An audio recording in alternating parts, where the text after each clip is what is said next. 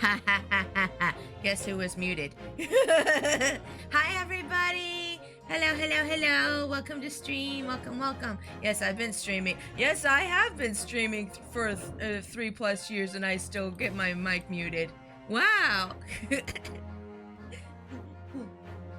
Been streaming for almost 4 years and still get my mic muted sometimes. Hi Cam, welcome to stream. Thank you for the hydrate. I will do that right now. Again. Welcome in. Ghoster, hi, welcome to stream. Hello. Hello, don't mind me. I'm just gonna mess with my model for just a second, make sure that I can move myself to the middle and stuff. But yeah, how are you guys doing? Hope you guys are having a great day. I am all gross and sweaty. Oh, thank you for the bits, Souls. I went down, I had to go to the office before stream to get my new chair. My new chair came in. My new chair came in. I have to set it up after stream. But my new chair is here. I'm so excited. Yay! But I had to help hubby get it up the stairs, and it was like a 70-pound box. And well, I mean, hubby got it all the way upstairs by himself, actually, if I'm being honest. Yay! Yay, hubby pushing it up the stairs. Yay! My butt will be comfy from now on after stream, after I set it up.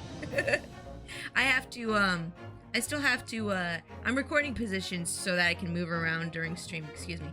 I still have to set up the chair after stream, but it's in my living room currently. The big old box is in my living room. My hubby's like, why is your chair 70 pounds? And I'm like, it's a good chair, okay? It's a really good chair, okay? He's like, why is your new chair 70 pounds? And I said and I was like, Actually, it's 69 pounds, as according to UPS. Nice. But anyways, guys, we're gonna play some more great Ace Attorney Chronicles today. All right, Pixie, I am so ready. Let's rock on. Yes, let's go. I woke up extremely late today, but I'm doing good. Oh, that's good to hear. When I woke the following morning, Sasato-san was already gone. Oh, that's right, Sasato left last time. She went back to Japan to see her daddy because he's sick. Oh, no. I'm working on a reference. Ooh, I hope it comes out well. Outside the window, the rain came down in sheets. No, the weather's reflecting our feelings. And so began an even longer day than the last, one that I would remember for the rest of my days. Oh, boy. Let's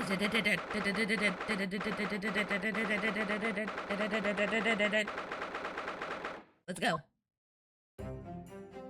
Oh, hi. Oh, I'm okay. Hold on.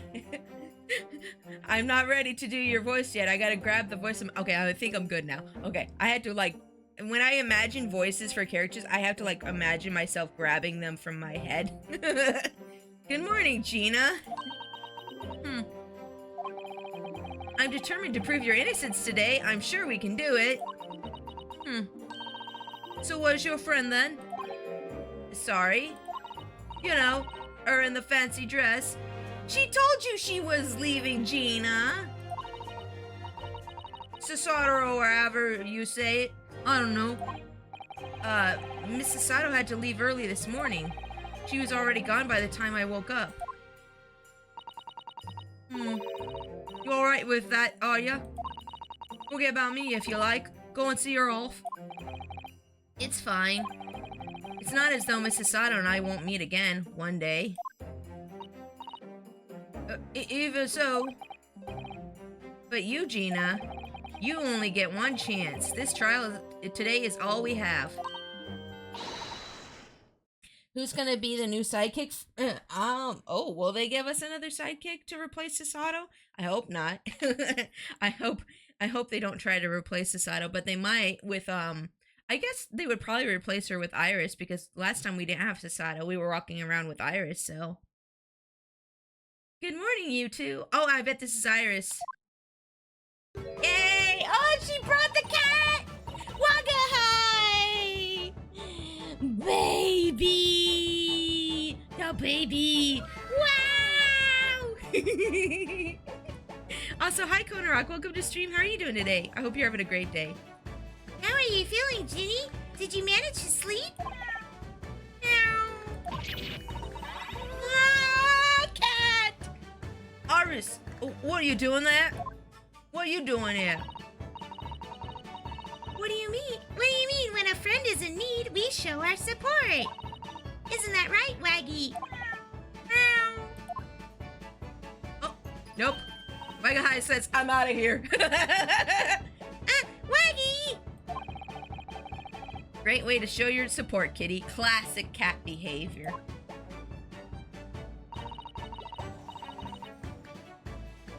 Hold on a second. Uh-oh. Hubby's internet for his computer went out or something. Oh, no, it's fine. We're fine. We're fine. Twitch is just being weird for my hubby, so he thought the internet went down. Hey, I'm having a day just chilling. Glad I can finally catch a stream of yours. Yay! I'm glad. Sorry, my phone went off. It's supposed to be on silent right now. I don't know why it's not on silent. Let him have a nose around. What am I gonna do? What am I gonna do? Oh, that reminds me. I brought a paper on the way here. Now, would you like the good news or the bad news? There's bad news? Oh no. Give me the bad news first. What do you say, Bruno? Guinea? Oh, well, I think I'd rather get the bad news out of the way first. Yeah, Ryu and I are the same mindset. I'd rather get the bad news out of the way first, then we can get the good news. No, always take the good news first. You might not live to hear the bad. That's an interesting mindset to have, honestly. Yes, that question always gives away people's personalities. Let's not go there. Alright then, I'll give you the bad news first. A record amount of rain has fallen this morning, and carriages all over the capital are struggling to move. Huh? The bad news was a weather report?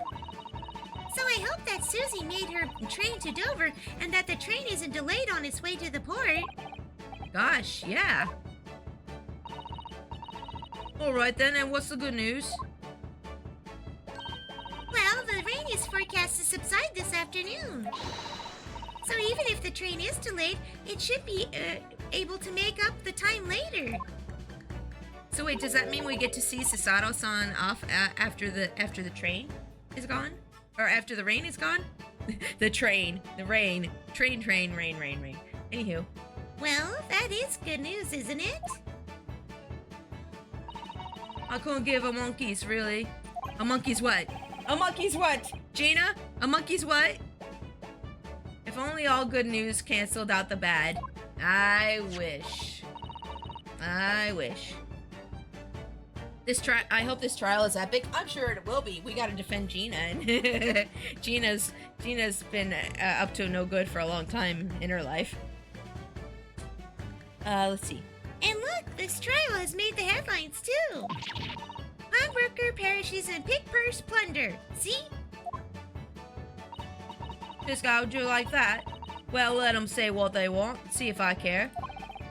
I can't because you're covering your face. She's probably upset about it, and that's why she covered her face. Don't worry. Bruno will show everyone that this headline is nonsense. I will? I will? And then in tomorrow's papers, the headlines will be... Discharged diver is dauntless do-gooder. Isn't that right, Bruno? Yeah, sure. Yes, let's hope so. Of course they will. I have absolute faith in you. How was that? I was trying to sound like Susie. Did it work? Did it? It's like she was still here. Wait, I should have read that in the Susato voice then. Today's paper has been entered into the court record. Okay, got it. Cool. Cool beans. I wonder what we're gonna use the weather report for. Good luck then, Runo. I'll do what I can. Obviously, I don't know the law like Susie does, but still, I knew it. Iris is joining us for this one. I knew it. Okay, Iris. Climb aboard the train to justice. Oh, wait, whoa. I said you could get on. Don't do this. Don't do this. Don't do this. Hey. I said it was okay. You don't have to do this. Put the bazooka down. Be a good girl. Put the bazooka down. I'll be by your side the whole time, giving you moral support and encouragement. You can't bring that in the courtroom, I hope. I don't know. You can bring all kinds of things into Phoenix Wright courtrooms, I swear. I'm not sure that big thing is as comforting as you think it is, to be honest, but... Thank you, Iris. That's very kind of you. Oh yeah, Iris? Yes, Skinny? Well, I was wondering is all about Sholmes. Did they fix him up all right? Yes, the operation was a great success. But Hurley still hasn't come around yet. No, not our Sholmesy boy. I've asked a friend of mine at Scotland Yard to send a telegram as soon as he wakes up. I'm sure Gregson will let us know the moment there's news. Yeah, it was probably Gregson she asked. Oh, right. No Sasato-san and no Mr. Sholmes. It's all down to me today to prove that Gina is innocent of this crime. Miss Gina Lestrade, counsel for the defense. The trial is about to begin. Please make your way into the courtroom. It's time then. Yes, let's go, Gina. Iris. Lead the way, Bruno. Let's go. I'm ready. Let's go. Ooh, did you guys hear my knuckles pop? Holy crap. Poor Gina. She's trying to put on a brave face, but I can tell she's worried and scared. I have to believe in her from the start to finish. That's the weapon that will secure our victory here. I am really, really warm, and I don't know if it's because it was warm outside or if it's warm in here, but I turned the AC down a tick, but still. I'm just gonna take some sips of my cold water. Hopefully it'll cool down my internal temperature. Okay. I might have to switch to a tank top. I am really, really warm. If I learned anything from my great friend, it's that. Kazuma! Kazuma, why did you leave us? It's not fair! Kazuma! Every time. Kazuma!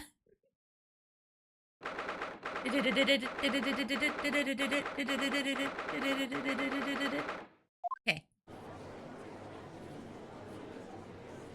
Look at Gina just standing there like, this is a courtroom, is it? In it? This is a courtroom, in it? In the name of Her Majesty the Queen, I hereby declare the court to be in session. Trial shall determine the guilt or innocence of Miss Gina Lestrade. I now call upon the counsels for the prosecution and defense to declare their willingness to proceed. The prosecution is ready. The defense is ready. Lord Van Zeeks, my lord. Remind me, how many years ago was it that you withdrew from the public prosecution service? It was some 5 years ago, my lord. Yes, and then 2 months ago you resurfaced somewhat unexpectedly, and here you are again today. Are there some circumstances of which the court should be aware that have led to this erratic behavior?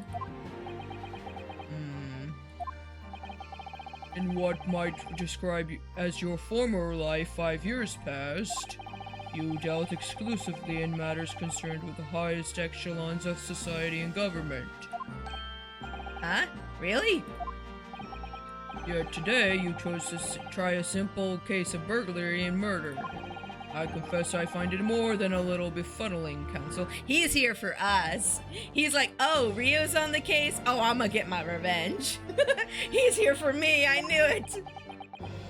I knew it, you can't resist. There are 2 types of person I cannot abide.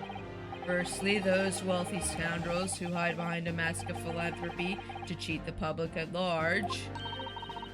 He means Mr. McGilded, who you defended against the Reaper 2 months ago. Yes, Iris, that's exactly who he was talking about. Good job.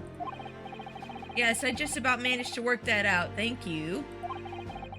Magnus McGilded. If I had known what a monster he was, I never would have defended him. Fair. Well, you didn't know, so it's not your fault. And secondly, even more loathsome, those wily scoundrels who masquerade as allies only to effect total betrayal in the final hour. In other words, the confidence tricksters from those tiny islands in the Far East, the Nipponese. Ooh! So he's like, I don't like rich people and I don't like Japanese. You racist! Well, hey, Tasu, welcome to stream. How are you doing today? Welcome in. We're playing some more great Ace Attorney Chronicles today. Right now we're defending Gina against Van Zeeks, who apparently just revealed that he's racist against Japanese people. That's racist, I know!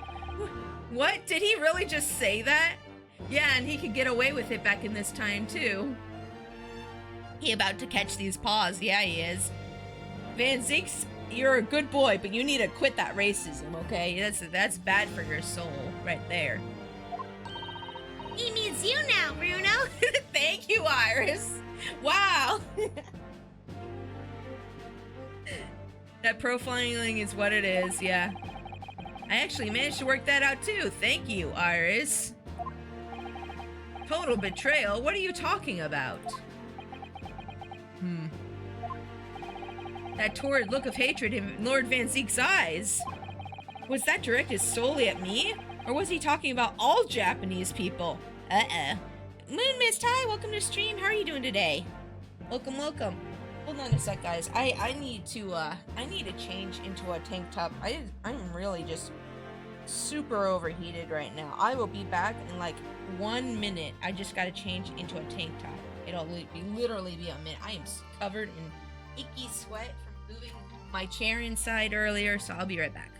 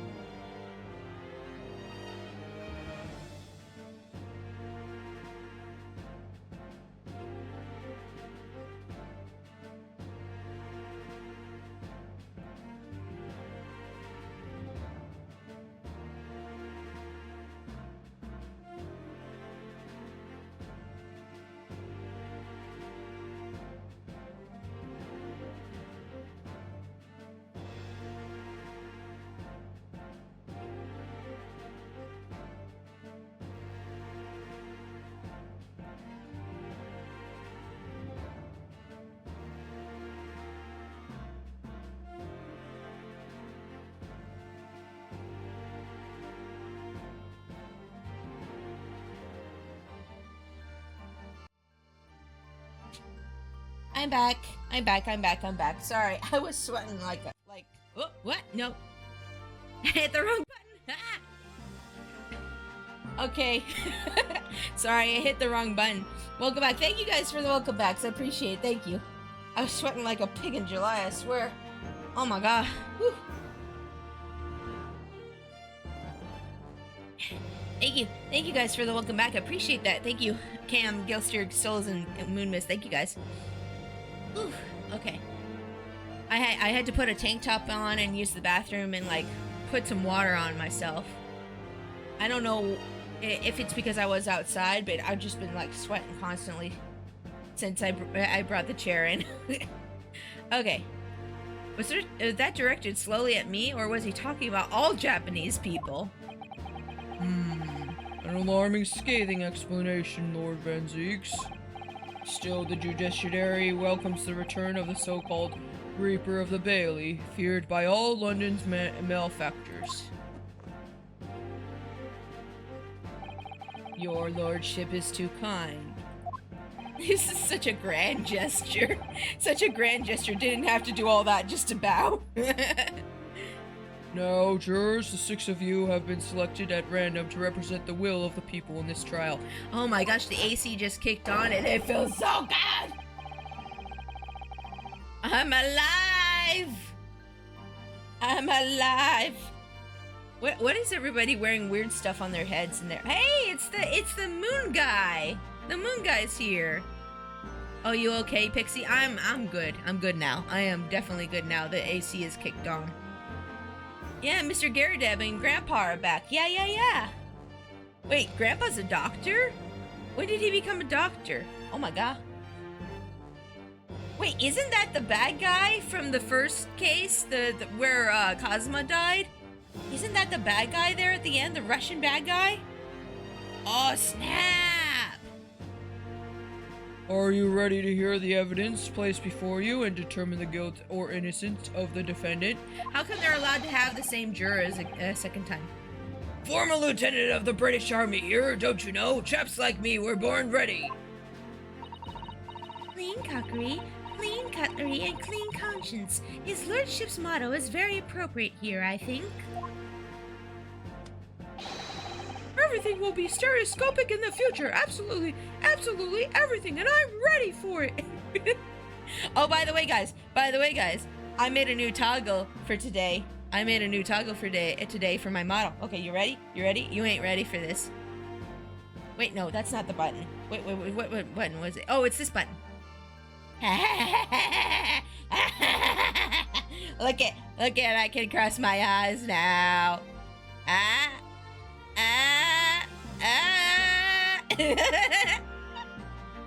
Yes, we're ready for the stereoscopic parts of the stream. Yes, no, why? Because I can rig my own model, and I was like, why don't I have a toggle for that? Yeah, that should be a thing.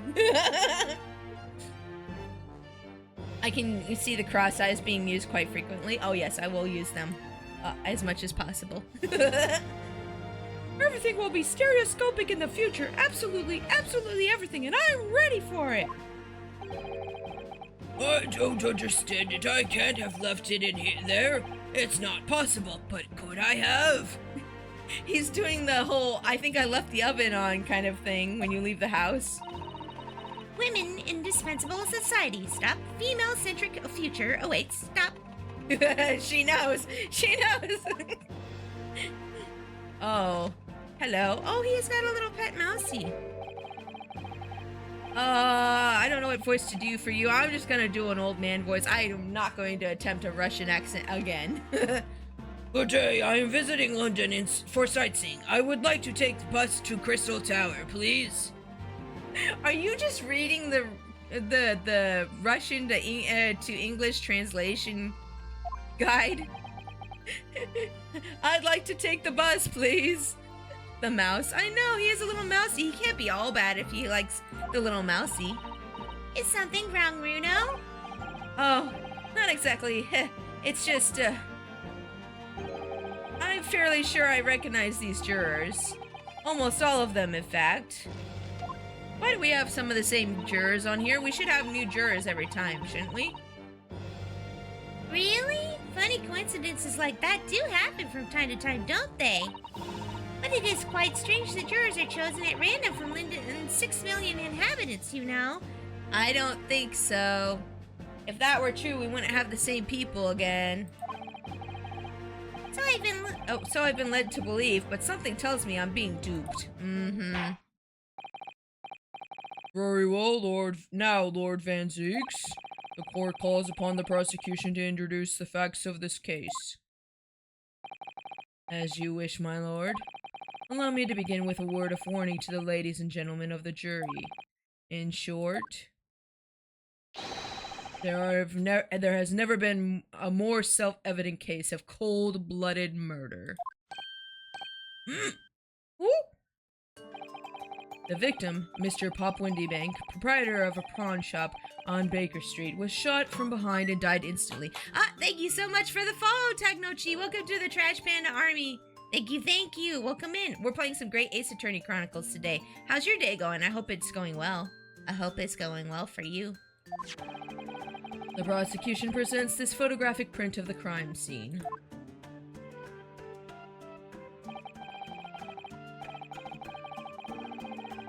I see a fellow panda, Tanuki, I gotta follow. I am a raccoon, but thank you for the follow regardless. Thank you.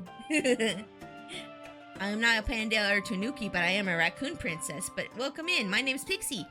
Like I said, I am a raccoon princess. I am also an artist, live 2D rigger, and I play games. I meant raccoon, not panda. That's okay. You're cool. Don't worry about it. But welcome in. It's nice to meet you. As the court will observe, there is a single bullet wound just below the gentleman's left shoulder. The evidence suggests that the bullet pierced the man's heart, resulting in a near-instant death. Also, her intro video is hilarious. Yay! Thank you, Tasu. I'm glad you think so. I spent like a whole day editing that. I'm not really good at editing videos myself, but I spent a whole day putting that little channel intro video together, so I'm glad that people appreciate it. Moving on to the findings of Scotland Yard's coroner. His report states that the bullet entered the body on a rising diagonal trajectory.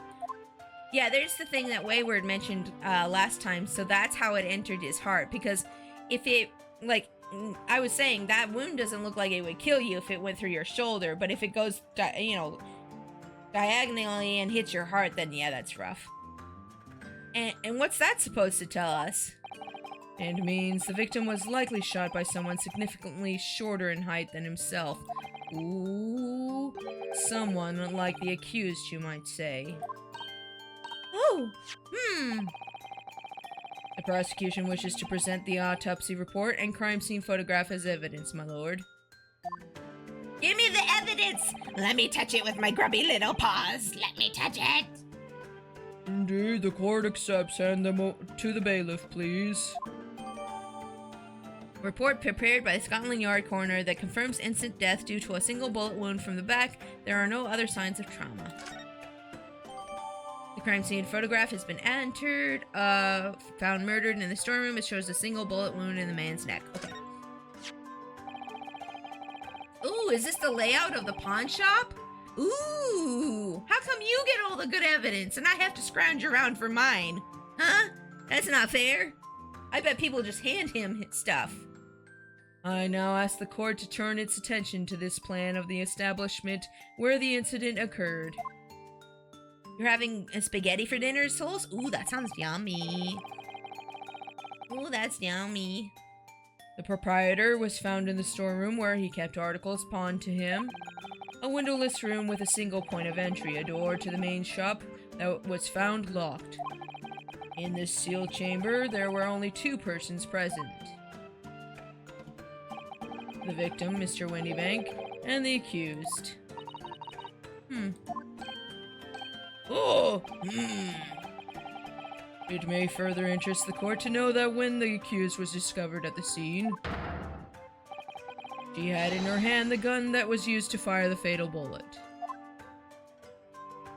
Listen, just because she was in the room and it was locked and she had the gun in her hand and the guy was shot with that gun, wait, where am I going with this?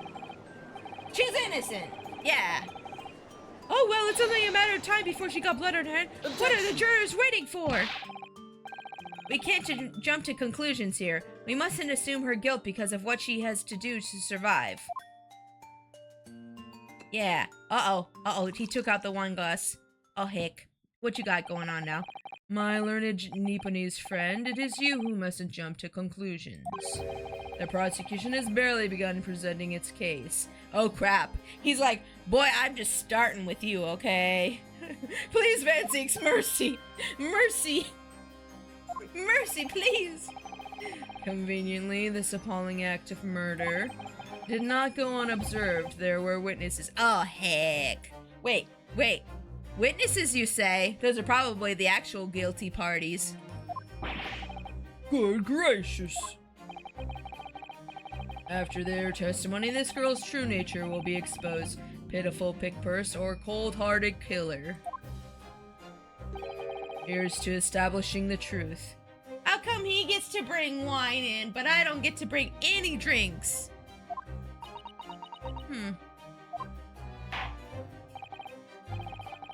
Anthony, hi, welcome to stream. Hi, Pixie and everyone in chat. Hi, how are you? Wow, my voice cracked a little there. Hi, welcome to stream. How are you doing today? I hope you're having a great day. Welcome, welcome. We're playing some more great Ace Attorney Chronicles today. The court will take the floor plan and firearm into evidence. Ooh, we get the gun now?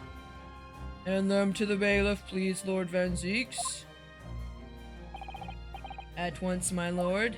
The crime scene floor plan has been added. Ooh, look at that. The plan of Wendy Bank's pawnbrokery, the scene of the crime. It shows the relative positions of the main shop and rear storeroom.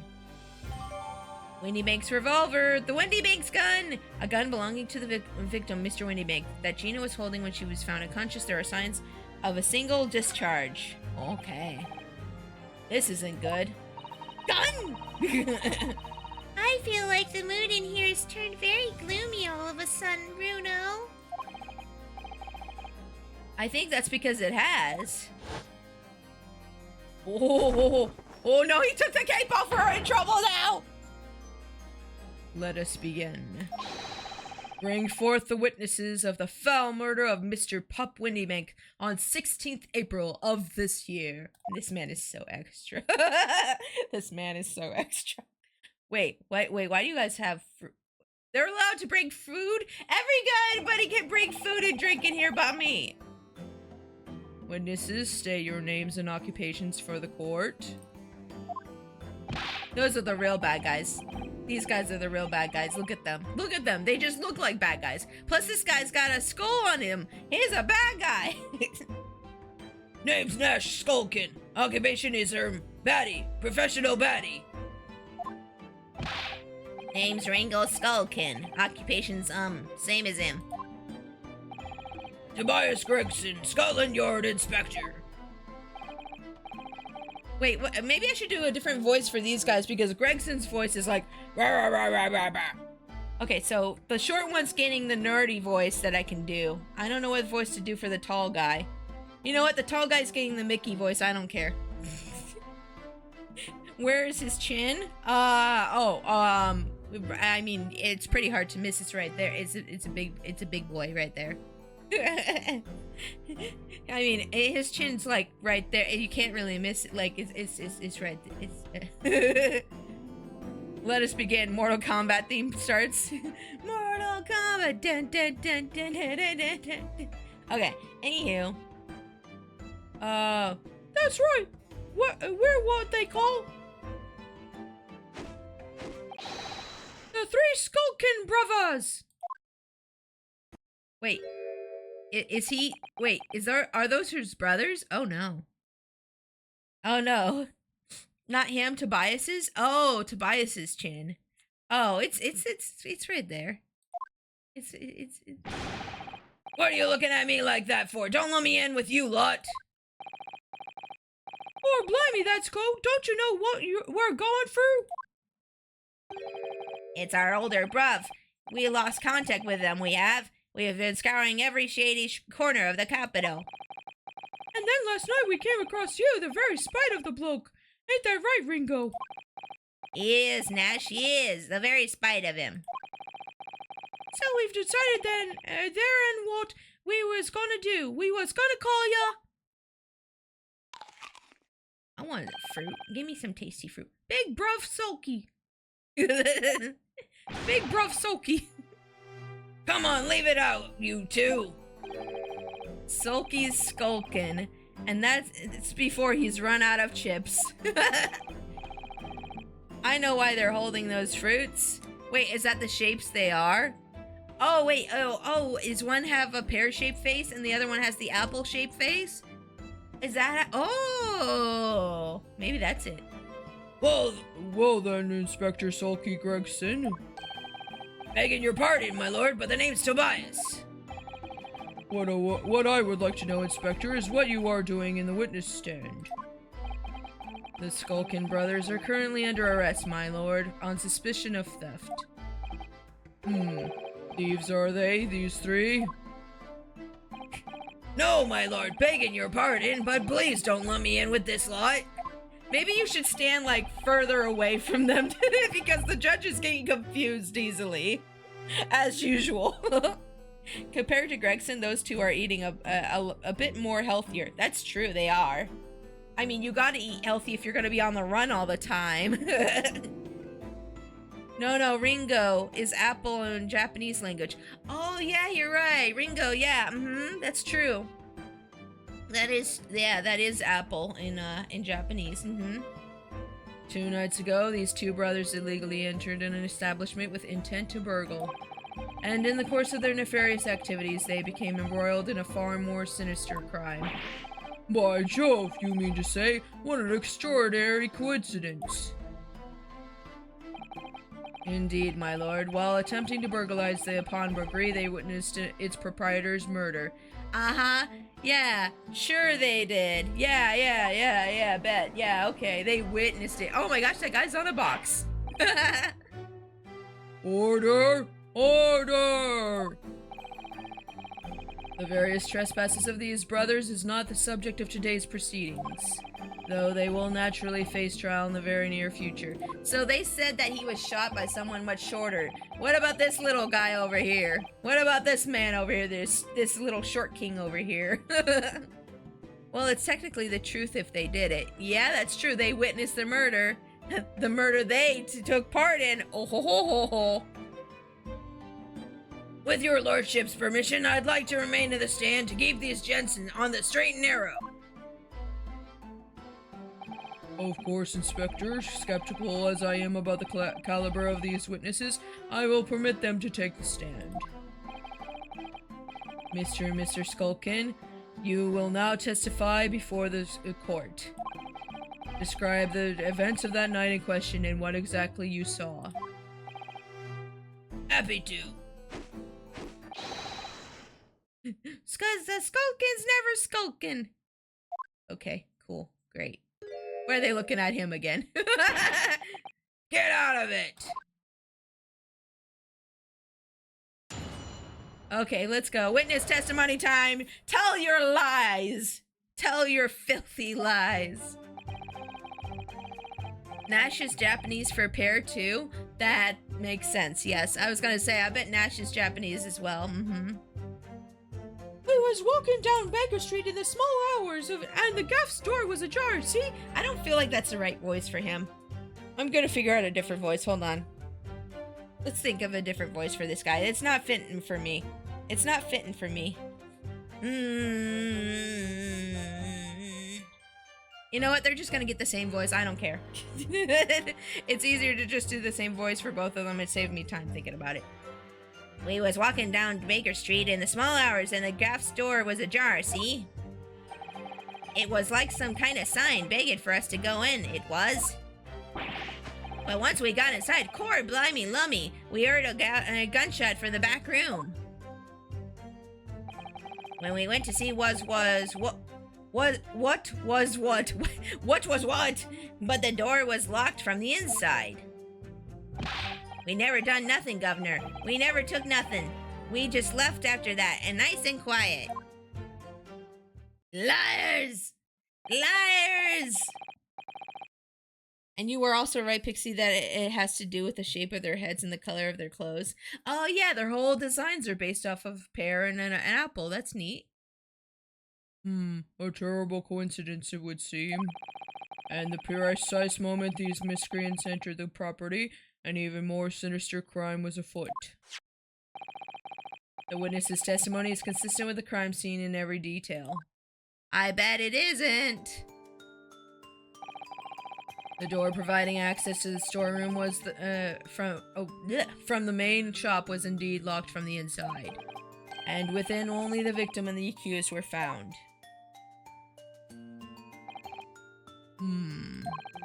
I must say it does appear to be an overwhelmingly simple case. Still, the defense may cross-examine the witnesses now. Of course, counsel, if you please. Counsel?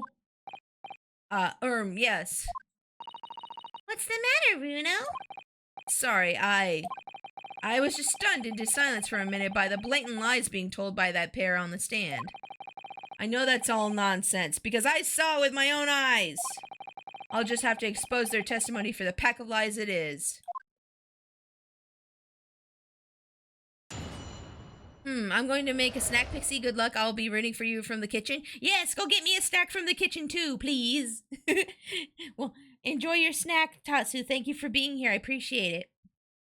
Illegal entry. Okay, let's go ahead and cross-examine these buttheads. Or should I say pear and apple heads? Let's see here. Okay. These two are making me want a pear and an apple. True. I have some peaches in the fridge. I should go get them and eat a peach later. Let's see here. Okay. Illegal entry. Actually, I want to look at the evidence real quick. The new evidence that we got. I want to take a look-see at it. At them. I'm gonna take a look-see at them. Okay. There's the gun. Okay.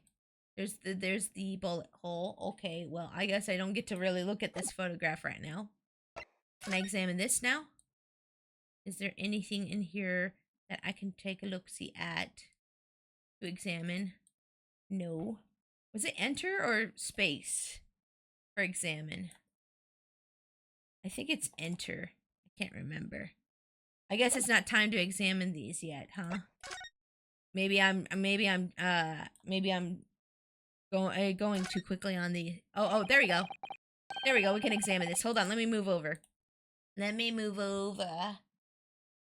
see. I think it's this button. There we go. Okay, we're good. This is Mr. Winniebank's gun. The cylinder is completely empty. Mr. Winniebanks always used to keep this gun to hand on his shop counter. Yes, but only ever with a single bullet loaded, I understand. That's right. To keep all the pawn articles that were in his care safe. But his one bullet was fired that night and the poor man lost his life. Was he protecting his shop, I wonder? Trying to keep the article safe? Okay, was there anything about this gun we can examine that would be... Is there anything? There's nothing, is there? Wait, is there anything in there? No, okay. What about there? What about the handle? Anything there? Nothing unusual about the gun. Okay, that's fine. Okay, anywho. I just wanted to make sure I read all... Oh, let's read the autopsy report too while we're not... Can you open the cylinder? You know, I don't know if we could. Maybe I'll go back to that in a second here. Papa Windy Bank, pawnbroker, time of death, 1 to 1:30, reporting party was Naruhodo. Single bullet wound, upper half of victim's back, no other visible signs of trauma.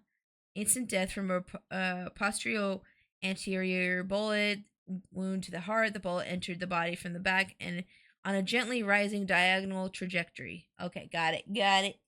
Let's take another look at the gun real quick. Make sure I can't open the cylinder. That was a good question. I actually didn't think about that. Nope, they just talk about it again.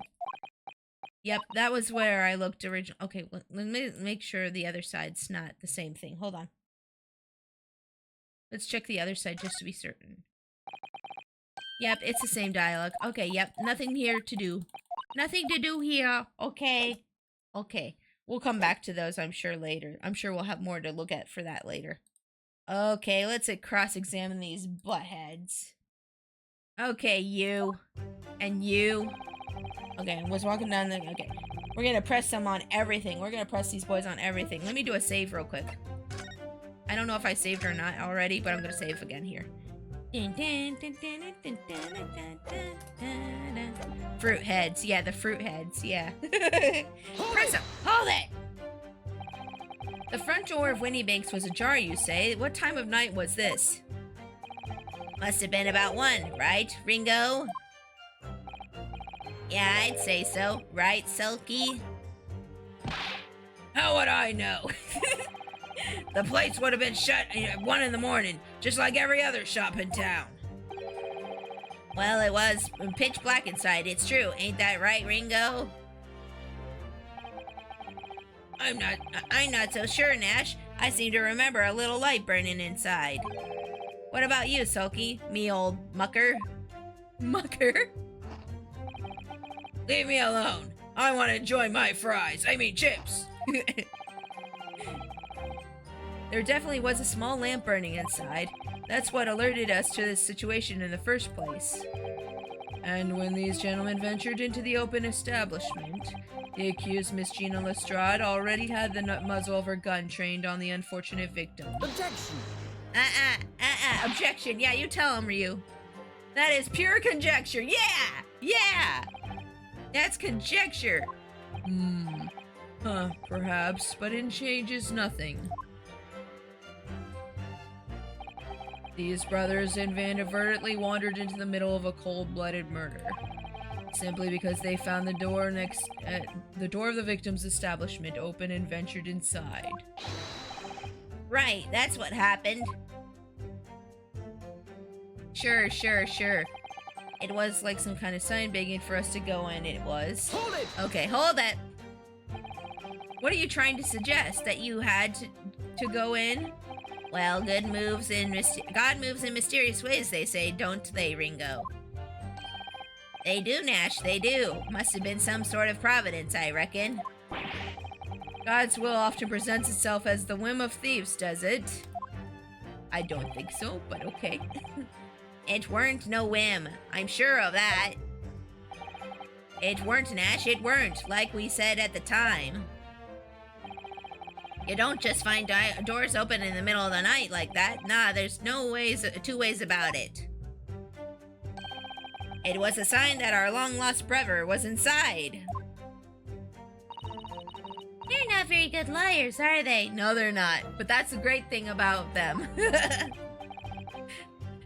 One thing I've noticed from watching like a lot of true crime videos and like stuff like that is that criminals are usually really dumb. Like, they're really dumb. Like, you have to be pretty dumb to do a lot of things that people do when they go to jail. It's like, why did you do that, you stupid? Why did you come back to the scene of the crime? Why did you do this? Why did you do that? Stupid. Well, you can't deny it. It led us to a bloke what looks like just like our bruv. I said cut it out. These chips are getting chomping today. They sure are. I want some. Give me some. Well, once we got inside our blimey, Okay, yeah, okay, we heard the gunshot. Blah, blah, blah. Hold it. A gunshot, you say? Just the one? Are you sure about that? You sure about that? Yep, just the one, Governor. I can swear to that. It was, Nash, it was. Ain't that right, bruv? The firearm used belonged to the victim himself. Yes, Mr. Winnybag always used to leave his gun lying around on the counter. Right, I remember. Yeah, I remember how dangerous I said that was, guys, when we're like, he's just leaving there where everybody could just grab it. No gun safety training at all there. When we examined it, we found the revolver was completely out of rounds. That makes sense. Mr. Winnybag always used to say he only ever kept a single bullet loaded. Yes, he said that to everyone. But you should never reveal how much ammo you have, ever. My gosh. That's true. I remember him saying that as well. So we could say with considerable certainty that only a single round was discharged from the firearm used as the murder weapon. Yes, my lord, we can. And I should remind the court that the firearm in question was discovered in the hand of the accused. Wonderful. Yeah, just wonderful. Yeah, great. Amazing. Okay, press you on that one too. Do you mean the door between the main shop and the storeroom? If my learned friend is having difficulty grasping the situation, perhaps a drawing would help. Okay, yes, yeah, sure. Because I'm so stupid. Excluding the shop's entrance from the street, there is only one other door, that of the storeroom. Of course, there was only a little oil lamp burning, not much to see by. And the door was hidden because behind a curtain and all. That's right. When we arrived, the door was mostly obscured by the curtain. Tell me, why exactly did you try to open that door? Eh? Any normal petty thief would run out at the sound of a gunshot, I should think. Oh, well, your turn, Rabbit, Ringo. Well, Nash, yeah. I suppose you'd have to say we ain't normal, eh? Broadly speaking, humans respond in one of two ways on hearing a gunshot or scream. The timid flee, gripped by fear, while the courageous investigate to see if they might help. Are you trying to say these guys are courageous? Because I don't believe it. These gentlemen are of a latter inclination, my learned Nipponese friend. It would seem is of the former. Ooh, are you calling me a coward, son? Okay, that's it. Applebee's parking lot. You and me, let's go. Let's go. And before anybody else asks about Waffle House, I don't have a Waffle House here in the Midwest, okay? We don't have that here. We have Applebee's, okay? Every time I say that, everybody's like, what about Waffle House? I don't have one. We don't have it here. The best we could do is Applebee's. Alright, somehow I just proved that I was a coward that night. Thank you, counsels. So, I believe we all understand that the door was locked and could not be opened. Proceed, witnesses. We never done nothing, we never took nothing, blah, blah, blah, nice and quiet. Okay, so that's the last statement. We're gonna press you on that, and then we're gonna figure out which statement to present evidence on. You didn't do or take anything? Is that your story? Well, it was bedlam soon as, weren't it? It was, Nash, it was. Didn't even have the time to pull me dukes out of me lucky lockets. Lucy Lockets? What are Lucy Lockets? What the heck? Oh, pockets. Oh, Lucy Lockets? So with no time to take your hands out of your pockets, you just left nice and quietly, you say? That's right, Governor. Nothing we ate more than violence. Peace-loving nibblers we are, no bludgers. We are, Nash, we are. Never even put me dukes out on me Lucy Lockets. Out on me Lucy Lockets. So you'd clearly like us to believe. Come again? As you fled from the pawnbrokers that night, did you not run into anyone else? And did you not fire a gun at that person? Saints alive, they fired a gun, you say? We can at least get him in jail for shooting Sholmes. Ah! Blimey, Governor. You ain't telling us it was you in the doorway. It was. Uh-oh, they're rethinking their whole lives right now. Why the bleeding, Nora? Didn't you mention that before? You were armed with a gun. And as you fled the scene, you fired that gun. At London's greatest detective, Herlog Sholmes. Yeah, you heard Sholmesy. How dare you? Get him, Rio, get him! They shot the great Mr. Sholmes? I heard that, actually. There was a rumor he'd been rushed to the hospital. The great Sholmes? That's beyond the pale. Then on the night in question, this pair were arrested by the police within minutes of the discovery of the crime scene. Their suspicious countenance rapidly gave them away. And when searched, a firearm was indeed found in their possession. Ooh, is it a similar firearm? Please let it be a similar firearm. Please, please, please let it be a similar firearm. I'm begging you, please, please. Furthermore, the barrel shows signs of a shot having been fired from it. Ooh. The prosecution invites his lordship to examine the firearm discovered. Oh, it's different. Oh, that is a much different firearm. Oh, heck. Oh, heck. Well, then wait. So then we would have to find the bullet and try to prove which gun it came from. Then, if we're gonna go here, we're gonna have to prove.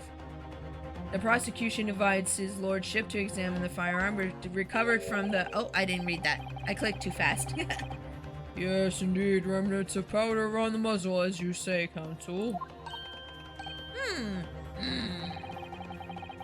The court will hold this weapon as evidence. The Skulkin brothers' gun has been entered into the courtroom. A firearm found in the possession of Skulkin brothers. Upon the arrest, there are signs of a single round was fired. Can I examine that one now? Let me look at it. Now, my learned Nipponese friend, sorry, I don't say Japanese, I see Nipponese. There are a couple of miles away from me, but I mostly just eat Eggo waffles. If I have a waffle around, I'd make my own. Oh, you have a waffle house near you, but they're kind of far away? I see. Here's to successfully presenting the evidence. Yeah, I will successfully present the evidence, and you're gonna be like, oh. For yes, there are telltale signs of spent powder on this gun, and a single bullet missing from the cylinder. But the prosecution demands evidence that it was fired at the scene of crime under scrutiny in this trial. Objection! Oh, I got your evidence right here, buddy. Well, I don't need evidence. Ryu, yes you do! Ryu, yes you do! Don't say that! Because I was there. That's just hearsay, Ryu. You need evidence. Objection! Ooh. However, the rest of us in this courtroom were not. If the defense fails to provide evidence in support of its rash claim, we shall have no choice but to toast your incompetence and move on. Oh boy. Evidence that these two fired the gun before they left Windy Banks that night. What about the calendar that had blood all over it? The court demands that all claims are affirmed with clear proof. What evidence? Oh crap, you're gonna pull it on me now? Hold on, let me do a save. Oh, you want me to do it now? I haven't even gotten to present evidence for their cross-examination yet. Woo, boy, okay. We're doing this now. Okay, that's fine. I can do this. What evidence shows that these witnesses unloaded a firearm in the pawnbroker's shop that night? Where's the calendar? Where's that calendar? Do I have it in evidence? Oh crap. Do I have it in evidence?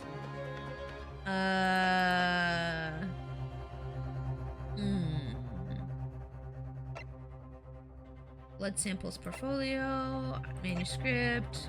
Let me guess, guys. Don't tell me what the answer is. I know guys are gonna probably jump up and chat and be like, it's this! But like, you know, please guys. Let me guess on my own, okay? Where's the proof, huh? Can I examine it first? I want to examine the gun first. Yeah, that is quite a different gun than the one that Mr. Windybank had. Let's see here. Oh, let me move to the middle here. Move into the middle. There we go. So there's ammunition still loaded in 5 of the revolver's 6 cylinders. Yes, which tells us that only a single shot has been fired from it. Exactly. The bullet that hit Hurley, in fact, isn't it? Yes, it happened almost as soon as we walked in through Windybank's door. I'll make those brothers pay. Yeah, we'll make them pay. Yeah, exactly. Is there anything I can look at here? I'm just taking a quick look at the gun, guys. I'm just taking a quick look at the gun. That sure is a gun. What about the handle? Nothing on the handle? Okay, let's take a quick look-see.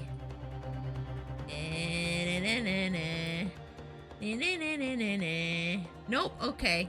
That's okay. That's alright. Okay, anywho. Evidence that they unloaded a firearm in the pawnbroker's shop that night, huh?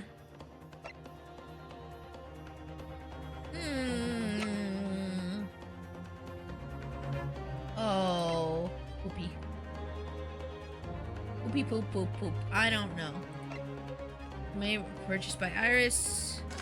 Let's see here. Let's take a quick look at the newspaper. Pawnbrokers perishes in pick-purse plunder. How awful. For Guinea, I mean. But tomorrow's headline will be Discharged Diver is a Dauntless Do-Gooder, right? Yes, something like that. If possible, I'd like to go even bigger. Bigger? How? Proud Pickpocket protects planet post-trial, perhaps. Protects planet?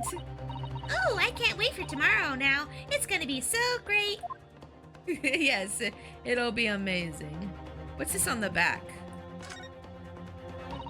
There's a sensational story lower down in the front page as well. Look. Ministry Mole. Classified secrets may have been leaked overseas from Ministry of Justice. For a 10-year-old, Iris certainly has her finger on the pulse of the world news. It's about secret communications between Great Britain and its allies. Apparently, they're being intercepted by hostile nations. communications are being intercepted, but how would somebody be doing that? That's the question, isn't it? I've come up with three different possible methods so far. Why is my phone going off? Hold up. The heck? Why is there an alarm for 6 p.m.? That is so weird. Sorry, my tracking got lost. Hold up. We're good now. Are you looking for a new career, Bruno? No, of course not. I wonder. Perhaps this is what Lord Strongheart was talking about yesterday. Yes, it could be. And it could explain why he has Crexy running from pillar to post at the moment. Oh, I see.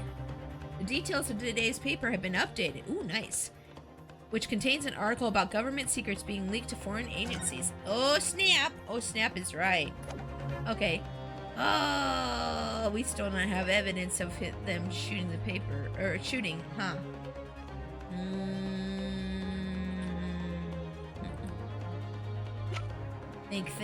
Think. Use big brain. Use big brain. What could it be? What could it be?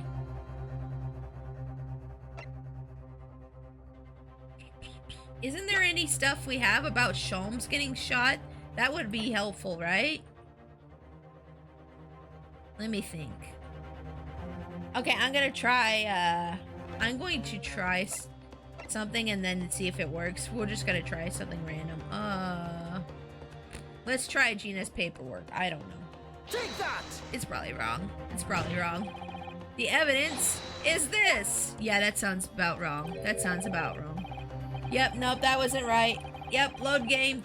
Load game. Load game, wrong. Wrong decision. Oh, I need to move back over, excuse me. I need to move back over, excuse me. There we go, okay. Yeah, let's load that, please. Yes. Okay. That was the wrong decision, apparently. Okay, let's think here. Okay, not that. We're trying to decide which evidence proves the firearm was unloaded. Yes. Now, if you guys want to give me a hint, that's fine, but don't tell me outright what it is because I want to figure it out. Half the fun of this game is figuring it out yourself and being like, ah, yeah, that makes sense. You know? So let's see. Mr. Mason's blood on there. Okay. 3 samples of blood. Different color. Oh, this does have it in here. Oh, I was looking for the calendar. Yes, okay. That has it in there. Oh, okay. Yes, we can present this. Yes. See? Oh, I was looking for this. I was looking for this specifically. Yes, okay, we can present this. Okay, I got it. I didn't know it was in there. That's why I wasn't able to present. This is exactly what I was looking for. That's exactly what I was looking for. The evidence is in this portfolio. Yes. What on earth have you there, Counsel? During the course of our investigations, we discovered a number of bloodstains. Not trusting the police to do the job they're trained to do? How arrogantly Nipponese of you. What is your problem, dude? Did some Japanese girl dump you and now you're just racist? Like, is that it? Is that all it is? Like, why are you like this? Well, anyway, we analyzed all the blood samples we found and recorded the results in this portfolio. And you claim to have the evidence that the court is demanding therein? Yes, my lord. No more dallying then, Counsel. Present the pertinent evidence at once. Oh, he's gonna make me point out which one specifically? What do you have in your portfolio that proves the witnesses unloaded a firearm at the scene? Okay, hold on. I just want to see what other stuff we have in here. Yeah, it's gonna be the calendar. It's gonna be the calendar. Bam! I don't even need a guess on that one. I don't even need to worry about saving on that one. Oh, well, let's go. Yes! He's mad at how Attack on Titan ended or something. I mean, we can't really blame him for that if that's the case. What is that? Explain. It's a photographic print taken at Windy Bank's pawnbrokery on the day of the incident. Look at this photograph. From the scene of the crime, is it?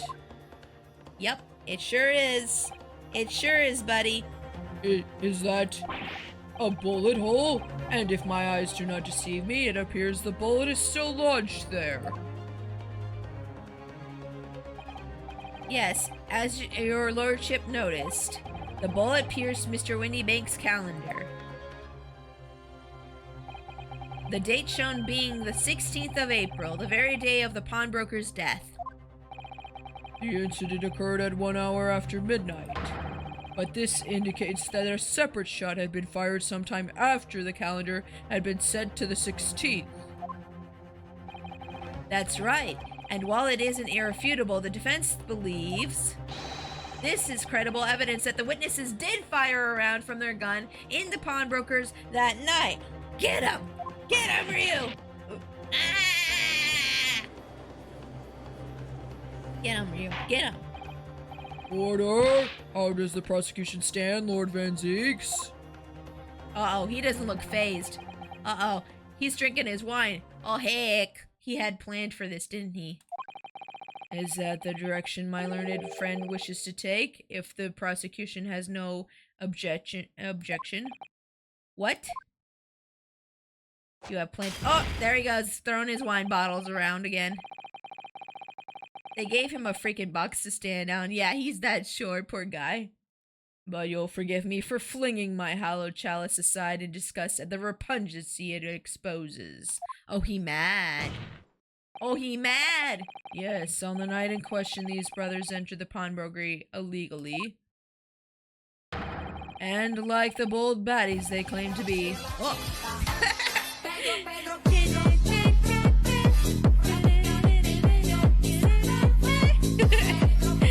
Kind of random, but thank you.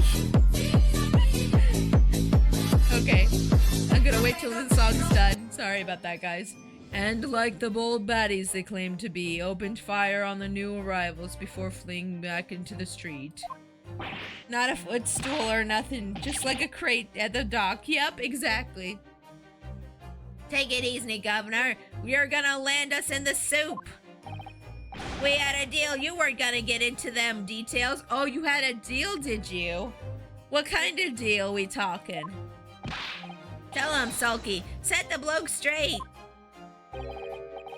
How's Great Ace Attorney going? It's going well. Welcome in, TLB. Welcome. How are you doing today? Welcome, welcome.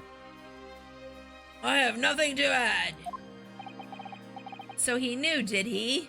They knew? Oh, crap.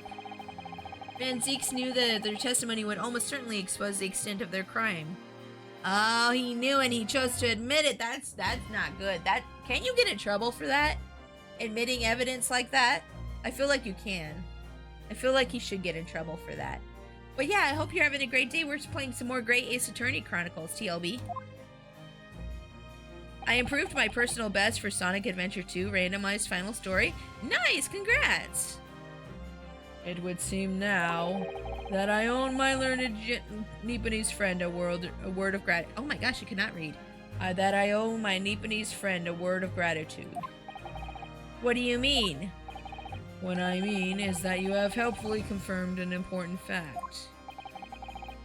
To what do you refer, Lord Van Zeeks? It has been established on the point of arrest a single shot has been fired from the brother's gun. However, if that shot found its target in Mr. Sholmes, then clearly these witnesses cannot be accused of the fatal shooting of the proprietor and the victim. Oh crap, he's right. Oh crap, he's right. No, I knew it. In other words, these two men have no material connection to the murder of Mr. Windybank at all. I don't think you're right about that one. So that's it. What is that handshake? That's it. We did have nothing to do with it. We didn't, Nash. We didn't. That's what I reckon. Your crimes include unlawful entry, intent to steal, perjury, and let us not forget attempted murder. Yeah, you're still in trouble for the rest of those, though. Quite a catalog, eh, fellas? We're in for it now, bruv.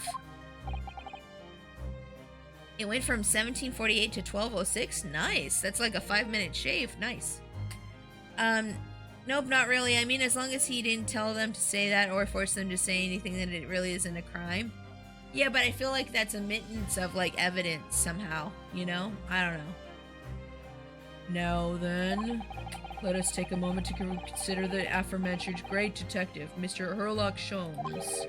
It would seem the man patronized the pawnbrokers in question somewhat regularly. Where's he going with this? Is he trying to get Sholmes in trouble? He better not. Mr. Sholmes appears to take pleasure in tinkering with eccentric machinery.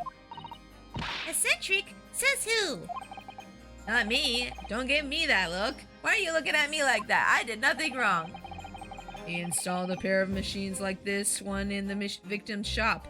Oh, are we gonna get photographs from that thing? Ooh. Oh, that's one of Hurley's red-handed recorders. What is that console? It has the appearance of a photographic contraption. As your lordship has surmised, it is indeed a camera attached to a small timing device. Every half an hour, it automatically photographs the interior of the establishment. The idea being that if a thief were to break into the shop, he would be caught red-handed. The prosecution has obtained the photographs taken by the device on the night in question. Ooh, that's a big stack of photographs. Oh my gosh. I wonder how much it costs for all that. Oh, that's 8 p.m. That's 8:30. That's 9. Okay, cool. 9:30. As the court will observe, copious identical prints are produced in quite a desultory fashion. Very pricey, I'm sure. Yeah, that sounds like it would be so expensive. Rather prodigal, I feel. In fact, there are 2 such devices in the victim's shop, my lord. Oh, is there one in the actual like storage area? If I refer the court to the plan of the premises, their respective positions are here and here. Oh, that is a very limited scope. Yeah, you can't even see half of you can't even see half the store with that limited scope of cameras. Yeah, that placement is really bad. There should have been one like in the front, like counter, and then there should have been one like pointing the other direction. Like, yeah, they could have done a better job placing those cameras. If I may refer the court to the plan of the premises, their respective positions are here and here. Yeah, there's all kinds of like spots in there you could evade the cameras with. You say these cameras produce a print every half hour. I'm afraid I fail to see how they would help if the anticipated thief conducted his activities in one of the many 30-minute intervals. One can only pray that they would be criminal lingers, my lord. Yeah, if it's every half an hour, there's like half an hour in between each shot that you can do the crimes in. On the night in question, the witnesses currently in the stand were not caught on camera. That's a bit of Friar Tuck, eh, bruv? Lady Luck loves a skulkin'. Witnesses, at what time did your trespassing begin? Must have been just after 1, right, bruv? Must have been, Nash. Must have been. Yeah, just gone 1. In which case, minutes before these brothers entered the establishment. What scene might we expect to see within the shop? Choosing not to say something that directly admits guilt in court in the U.S. is protected by the Fifth Amendment, but they never said they didn't have to do a deal, nor did they state the deal was directly hiding evidence could mean a deal to get them free and nothing more. I mean, yeah, there's the whole plead the fifth thing, but I don't know if that really covers what we're talking about here with him just like hiding the fact that they like shot the gun and I don't know. It just feels like there was like it's like this should have been mentioned, but it wasn't because they made a deal with him, and I'm just like, what is this deal they're talking about? You can't just like make these private deals with your attorneys about different things, can you? Like that doesn't make sense. Like usually like when this kind of thing when things are omitted from court, it's usually because oh, well this is bad we can't put this in court because it doesn't have anything to do with it, like kind of thing. The law is weird. It is weird. It is. Yeah. I don't know how it worked in the British law. Like I don't and oh yeah. So like the 5th Amendment is a US thing. It's not a like a UK thing. I don't know what the UK laws are at all either. So that's a completely separate judicial system as well. So like if we're gonna really get into like the nitty gritty of law, I have no idea what they did in the UK. No idea. Let us examine the evidence. Look at this photographic image. Oh, of course. What? Right at 1 a.m. they get this image. Of course. Good lord. Gina, what were you doing? It's the defendant. Miss Gina Lestrade. Did she just go in there with the gun and like be like, show me the manuscript? As the court can clearly see, the accused is pictured, gun in hand, facing the victim over the shop counter. No doubt coercing the proprietor to open the door to his storeroom. What if she was grabbing the gun to fight the thieves behind her? Like, what if she was just about to turn and fight the thieves with that gun? Right. One can only too easily imagine the events that unfolded. The court will take this photographic print as evidence, if you please, counsel. The photograph of Gina has been entered into the court record. Okay, great. I don't believe it. Guinea!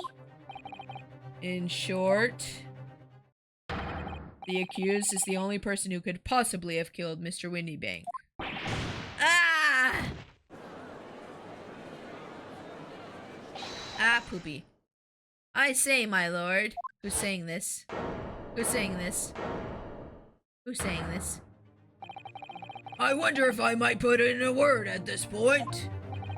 Go ahead, Mr. Foreman. Oh, I'm sorry, wrong voice. Go ahead, Mr. Foreman.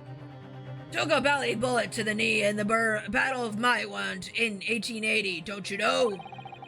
Decorated for it and all that, but forced to retire from the service, sadly. Force of metal can never outshine the exploits of chaps like us on the battlefield. Yes, Mr. Foreman, and what exactly is your point? Carried on the battle after retirement, you see, the battle of daily life, if you like. And here I am now, leading this small squadron. 6 men, all good and true. And we'll all go down together, you mark my words, one for all and all for one. He's like, I need a drink for this. I need a drink to deal with this right now. Me needs a drinky. The ladies and gentlemen of the jury have reached an agreement, have they? Is that what we're told to understand? Well, Mr. Mr. Foreman, is that correct? In a matter of speaking, yes. That is the Garadeb Squadron's position, sir.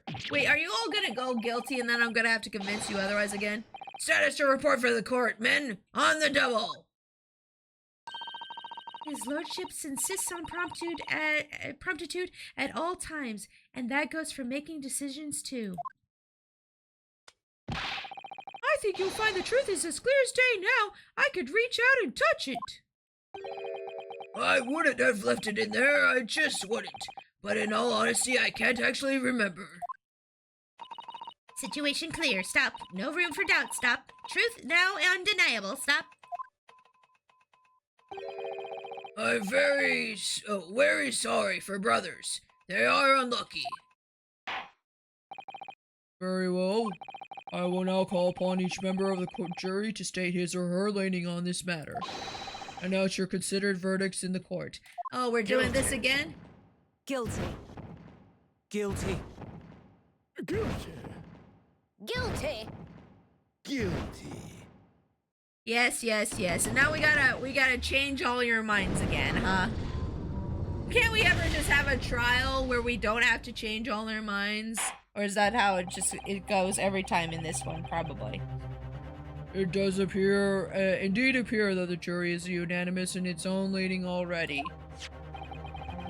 That photograph. It must be the definitive evidence that Gregson mentioned. McGinney didn't shoot him. No, of course not. So here's my theory right now, guys. My theory is that she grabbed the gun off the counter when she saw the thieves. She turned around, she shot at the thieves. One of the thieves' blood got on the bullet as it hit the calendar.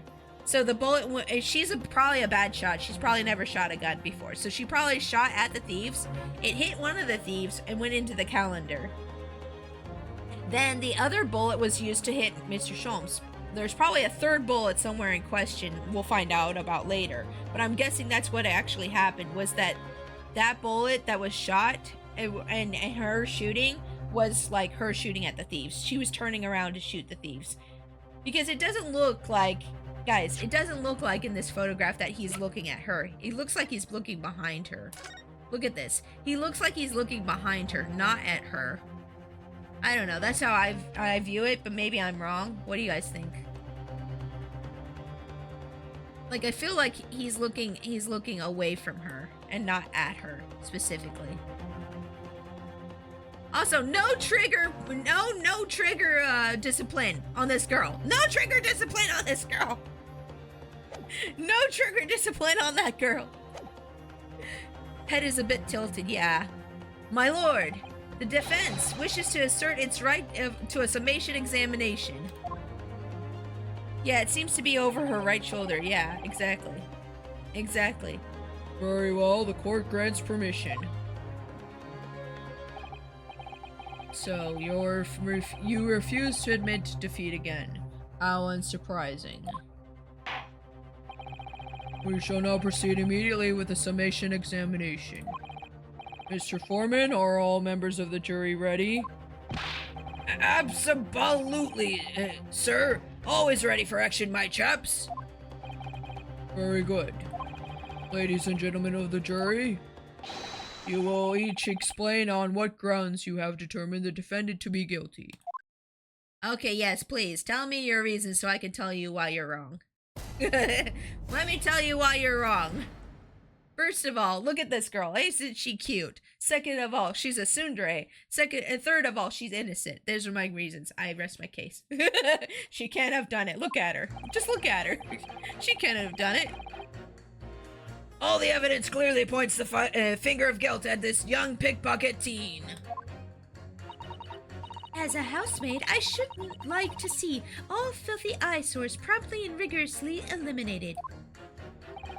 I think you'll find if you look at the photograph in stereo, the truth will just pop out. If I have left it in there, I should think there will be repercussions by now. Wait, hold up. I just thought about how this guy looks like a doctor and he's saying he left something in somewhere. And now I'm starting to wonder, what did you leave? And who did you leave it in? Oh no, there are gonna be complications. What if that's Sholmes' doctor? Oh my gosh, what if he left the bullet in him? Oh no! Because everything's connected in these games. What if that's Sholmes' doctor and he left the bullet lodged in Sholmes? I'm gonna scream. I'm gonna scream if that's the case. Mind made up, stop. Global radio transmission of verdict to follow. Stop. In Motherland, we say never judge by clothes, judge by head. I am convinced brothers are innocent. I like his little mouse. He's so cute. The circumstance of the crime and the evidence do indeed implicate the defendant rather comprehensively. The storeroom. Sorry. The storeroom. Locked from the inside, in which the victim and the accused were discovered alone. And in the accused's hand, the fatal revolver, the firing of which was heard by these witnesses. Not to mention this print. Oops, sorry. I didn't mean to hit my microphone. I'm so sorry, guys. I was trying to scratch my face. My microphone's like right next to my face, and I'm like... Take it from a chap who's seen action on the battlefield. That young girl's on the verge of pulling the bally trigger. Thanks a lot, Mr. Sholmes. Oh dear, Hurley's cameras were supposed to help, not hinder. I'm afraid I think you have an uphill struggle ahead of you. But Gina didn't shoot Mr. Windybank. Which means there's more to this situation that we've yet to see. Agreed. You have the floor, counsel. Proceed with a summation examination. Okie dokie. Here we go. Jury examination time. The defense's rebuttal. Let's do a save here. I want to do a save here. Savey save. There we go. Okay, go. Boop, boop, boop, boop. Okay. All the evidence clearly points the finger of guilt at this young pickpocket teen. As a housemaid, I should like to see all 50 eyesores promptly and rigorously eliminated. Okay, so we're gonna go through and press each one of these. Wait, which one was it to go back again? Does everybody remember what the back button was? I don't remember for the life of me. There was a back button. Which one was it? Oh, crap. I can't remember what the back button was. Do y'all remember what the back button was? Maybe it's backspace. Oh, it's backspace. There we go. It's backspace. I got it. We're good. It's I literally played this game last week and I couldn't remember the command. Okay, let's see here. Let's press you first. Hold it! Yeah, it's the backspace button is on the keyboard. You're Mr. Natsume's landlord, Mr. Garadeb, are you? We really must stop meeting like this. Ah, you're that lawyer chap. Well, there's a good turn up for the books. Yes, rather a turbulent time we had back then. Some extraordinary events took place at your house, that's for sure. Luckily, Mr. Sholmes and I were able to get to the bottom of it all. I think we did rather a lot for you, didn't we? You owe me, old man! I mean, obviously, I wouldn't be suggesting that therefore you should be changing your leaning to not guilty or anything. I'm not doing that. Can't be denied, I suppose. The course of the Garadeb house was the talk of the curse of the Garadeb house was the talk of the town after that business. Lodgers moved out and I couldn't get a bally soul to take up the Tennessees. Uh-oh. So we actually did bad things for him. No, he's gonna be mad at us. Oh, crap. Oh. Oh, I thought we did good. Oopsie. Haven't had the heart to break the news to Joni yet. Bad enough that the old girl's clapped up. Oh, yeah, that's right. She's in jail. How are you enjoying not being abused every day now, huh? How are you enjoying not being abused every day? Is it nice to be free from that? I'm sure it is. Yes, can't be denied. You did do rather a lot, but not for us. That's for dash certain. I suppose not. But you're not being abused anymore. You should be happy. Of course. There can be no suggestion of that being the reason I'm leaning towards guilty here, obviously. Obviously, but honestly, I really wish he'd paid more attention to the trial and less to juror number 2. Wait, is he paying attention to juror number 2? Wait. Is she, are you his, did he actually hire a maid? Polishing the bench, I see, again. A maid's work is never done. Not a blemish must remain. What exactly do you mean by filthy eyesores? On my way to market for his lordship, I have to pass through the East End. The place is full of beggars, pick-pursers, and crossmen, the scum of the earth. A little harsh, perhaps. Let me be plain. Let me be plain. Blah, blah, blah, blah, blah, blah. If it were up to me, all those black slums... Oh my god. I cannot read. I'm so sorry. If it were up to me, all those back slums would be made to spick and span or eradicated. At least we have people like the great detective working to achieve these important goals. You're referring to Mr. Horlock Sholmes? Yes, that's right.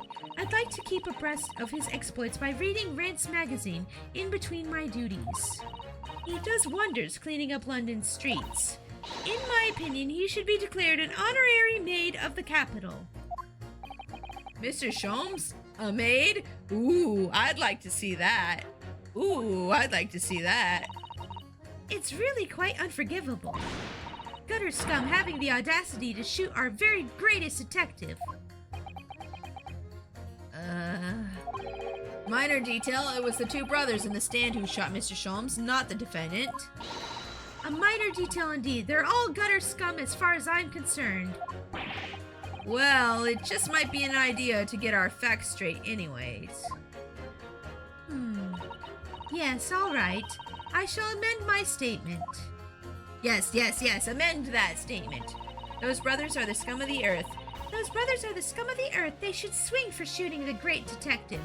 Okay, good. We got her to amend her thing. I think you'll find that if... Okay, let's press you. Let's press you. You're next. You're next, boyo. Let's go. What do you mean look at the photograph in stereo? Sorry? What? Don't you know? If you look at the photographic print normally, it looks as though the pickpocket girl is about to shoot the victim, obviously. But there's no indication that the defendant ever fired the gun. All I'm saying is that if you look at the same print in stereo, it could reveal all sorts of new information. By any chance, are you a fan of stereoscopes? Oh, how did you know? You have one on your head right now and you're crossing your eyes. Let's call it a lucky guess. It never gets old seeing the two prints merge into one before your eyes. It's extraordinary, it's captivating, it's the height of modernity. Of course. Oh yes, I think you'll find that the stereoscope is here to stay, giving us new perspectives we could only dream of before. It's the greatest invention the world has ever seen. If only it could give me a new perspective on this case, I might agree with you. Maybe we should look at it in stereo. If I left it... Okay, let's press you on your thing now. What exactly have you been muttering about all this time, sir? You keep talking about having left something somewhere or something like that. So sorry. As you can probably tell, I'm a surgeon. A surgeon? That totally passed me by.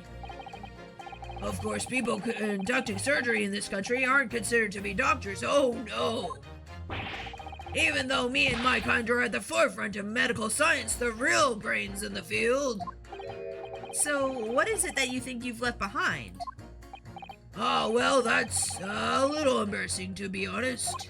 You see, I was operating on someone yesterday. Standard thing, went in through the abdomen. Oh my god, it's his surgeon! I freaking called it! I freaking called it! I knew it! He left a bullet in him! Oh no! Oh, I'm gonna scream! But when I'd finished the procedure, I couldn't find my scalpel anywhere. No!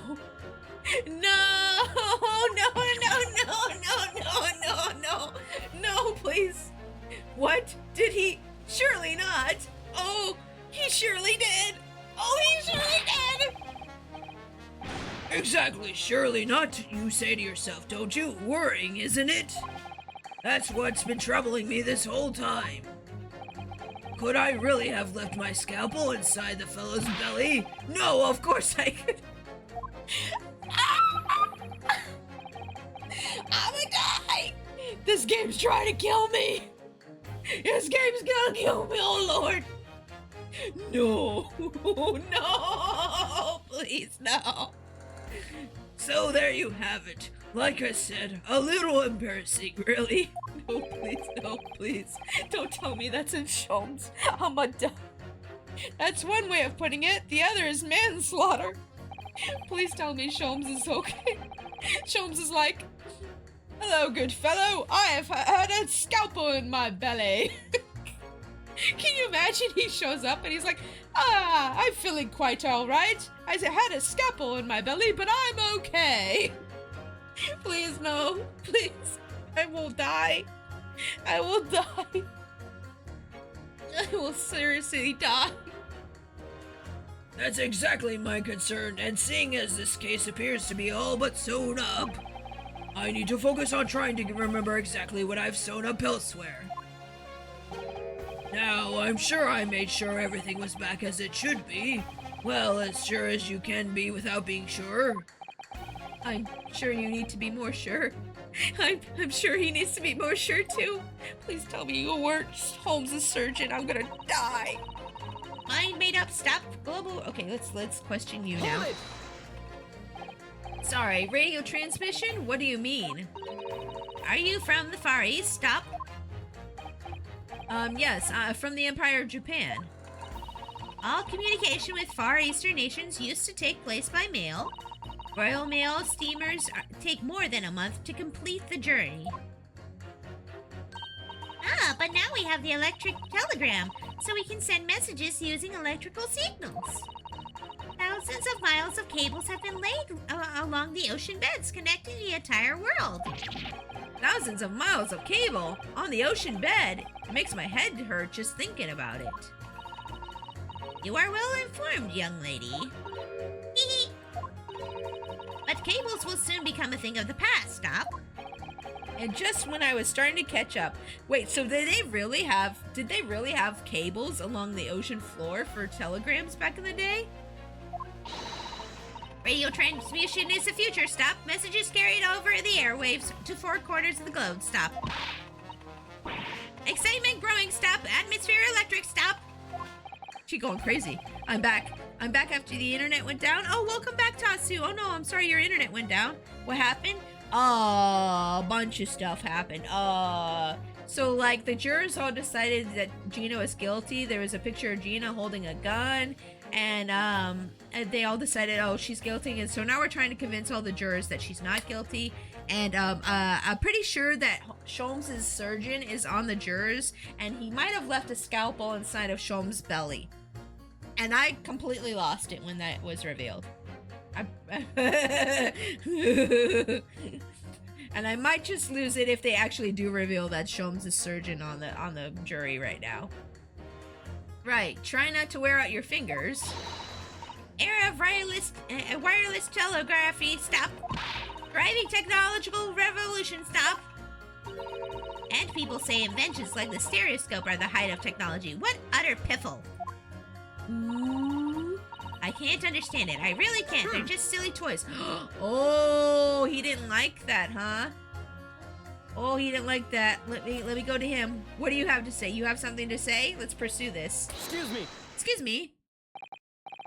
Juror number 3. Sorry to interrupt when you're obviously fuming, but what? Do you perhaps have something to say about juror number 5's last remark? As if I couldn't guess. Oh, you bet I do! Say that again! Go on! I dare you! Goodness, are you talking to me? I think he just might be, yes. You think stereoscopes are just toys, do you? Huh?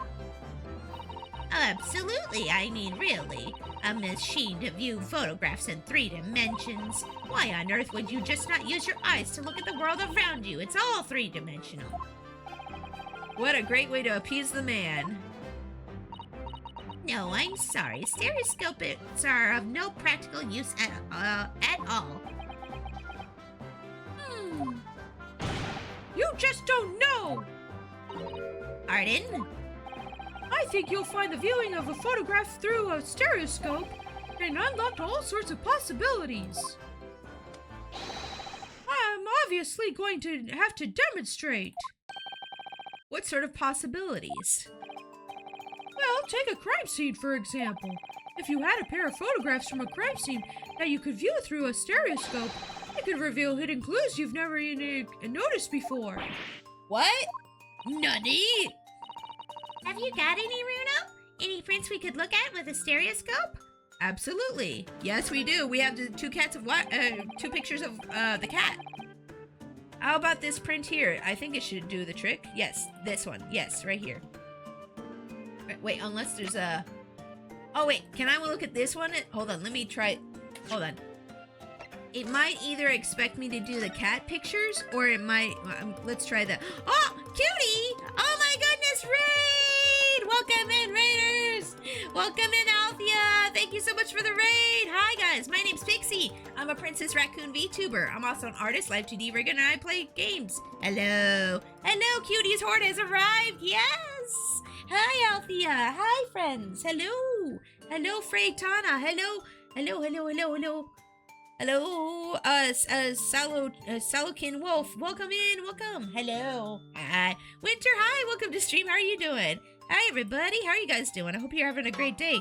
Oh, thank you so much for the follow, Salokin Wolf. Welcome to the Trash Panda Army. Hi, guys. How was your stream, Althea? What were you doing? You were doing art? Ooh, I'm gonna have to go watch the VOD later. Guys, make sure you go follow Althea as well. Althea is a really great artist and live 2D rigger, and she's amazing, and she's my friend, and I'm very proud to say she's my friend. But welcome in, everybody! I was lurking in our chat before the raid, so I had that shout out ready. Nice! Nice! Thank you for that, Cam. And thank you for going to Althea's stream and lurking her stream as well. Yes, yes. I love supporting my friends. Making a new live 2D tutorial asset today. Ooh, I can't wait for that to drop. I love watching your videos. Oh my gosh. Althea makes really great live 2D tutorials as well, you guys. You should check them out. I've learned a lot from Althea, actually. I've learned a lot of interesting rigging things from Althea. I've been lurking, but I've been here for a while just chilling. That's perfectly fine, Winter. I appreciate you lurking. Thank you. We're in the middle of playing great Ace Attorney Chronicles right now, you guys. But Althea, if you need to go like lie down, relax, eat, take your meds, drink some water, whatever you need to do, feel free to go ahead and do that. And that's the same for any of you raiders. If you guys need to go like lie down and you know, do whatever, eat some food, feel free to go ahead and do that. But we're gonna get back into the game here. We're trying to prove that Gina did not kill this guy in the pawnbrokery. And there's only 2 sets of guns, and each one is fired 1 bullet, but there were 3 people, or there were 3 different gunshots in different places. 1 killed a guy, 1 shot a guy in the stomach, and then another one landed in a calendar. So we're trying to figure out where all these bullets are coming from. I gotta make some dinner, but I'll be lurking. Okay, you make your dinner. Go make your dinner, girl.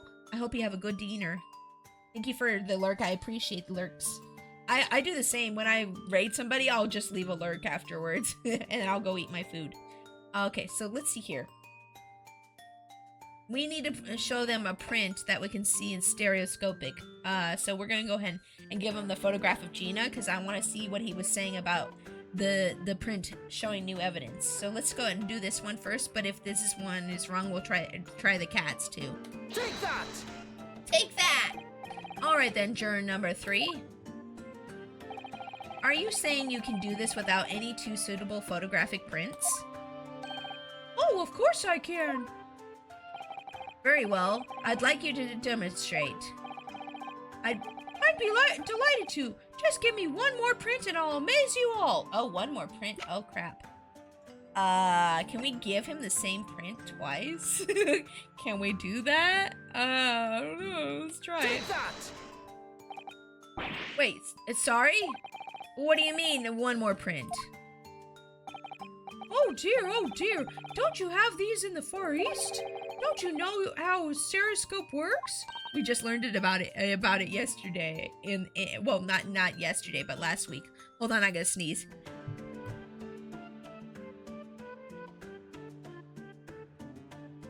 Freaking allergy season is killing me, all.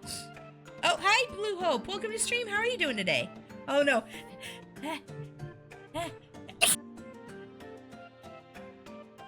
I managed to mute it in time. Thank you for the bless you. Thank you. I appreciate that, Gilster. Oh, thank you, Cam, for the... thank you, guys. Thank you, guys, for the bless yous. I appreciate it. Oh, that time in between, like, summer and fall, or, like, between spring and summer, like, in between seasons, you sneeze like a kitten. Oh, you're too kind. Oh, you're too kind. That time in between seasons is always the worst for allergies. It's like, that's the allergy season right there. I'm just taking a quick sip of water in case there's like any snot. I'm just kind of sorry. It's gross. I just want to make sure that my airways are clear so I can properly voice all the characters. Bruno, What? What? What? you need 2 photographs for a stereoscope, remember? Yeah, well, I thought we could just use the same photograph. You know, one for the left eye and one for the right. Oh, great. The game's gonna lecture me now on how this works again. Oh, yes, I remember now. But the print we have from the pawnbroker is just a normal photograph. No, I think you'll find that the clue is in the name. It's a stereoscope, not a monoscope. You always need 2 prints. The game's lecturing me. They're like, no, you need 2 prints, Pix. You can't just have 1. Thanks for the friendly explanation.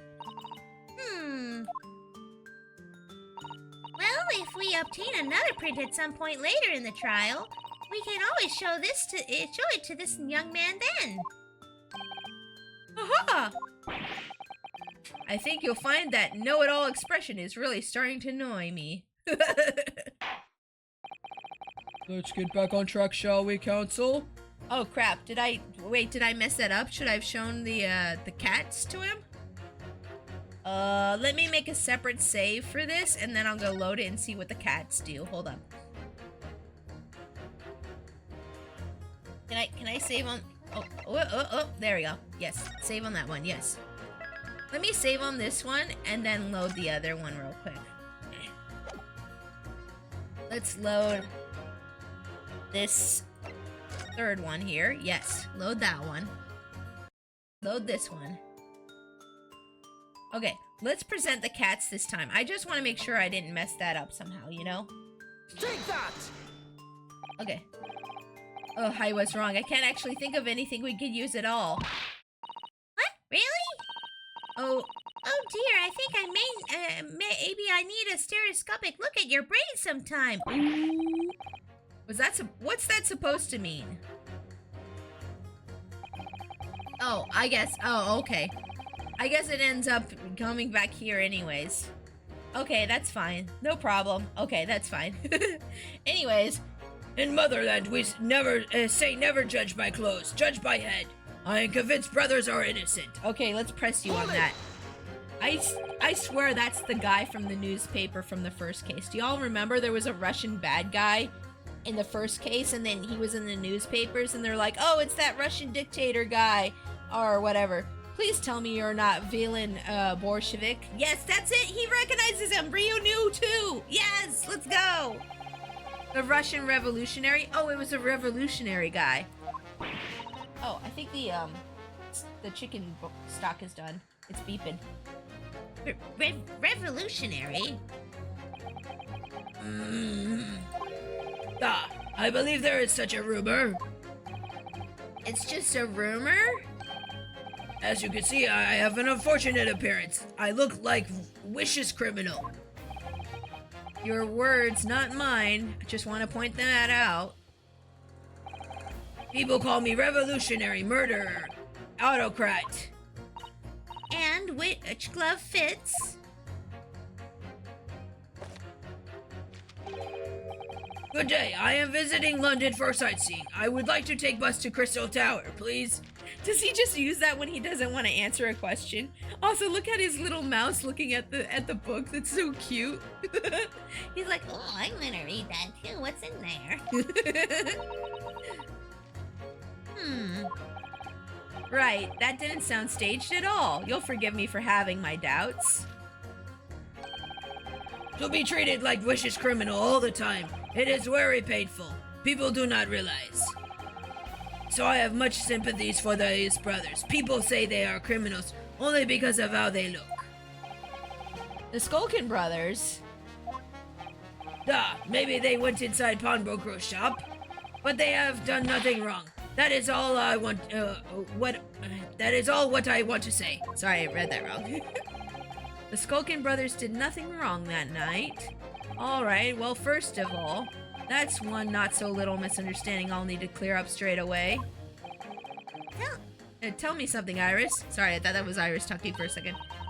What is it, Bruno? The jurors are chosen at random from the inhabitants of London town, aren't they? Yes. It's amazing, isn't it? In that case, how is it that there's a Russian tourist sitting among them who looks for all the world like a revolutionary? I wish I knew. This whole thing is fixed. Someone is behind this. I can't wait to find out. What is this kangaroo court nonsense? Nonsense, I say! If I can't change the minds of more than half of these 6 jurors, the trial will be over. But we know that Giddy would never shoot anyone. Yes, so we need to find contradictions in what these jurors are saying and pit them against each other. I already know I'm going to pit the maid against the Russian guy, because he was saying they're not criminals because of the way they look, and then the other lady's like, well, look at them, they look like criminals. So I'm going to pit those two against each other. I must be ready to go whatever lengths I have to convince them of Gina's innocence. All the evidence clearly points the finger of guilt at this young pickpocketeen. Oh wait, okay, so, this is the same stuff we went through. Okay, so I want to pit you. Hold on, let me do a save here. I'm gonna do a save. A save. Okay. Out we go. Out. Okay, we're gonna pit you against the Russian guy. Let's see. All the evidence clearly points to no, not you. Oh, maybe not. In the motherland, we never judge by clothes, we judge by head. I'm convinced that the brothers are innocent. If I left it in there... Okay.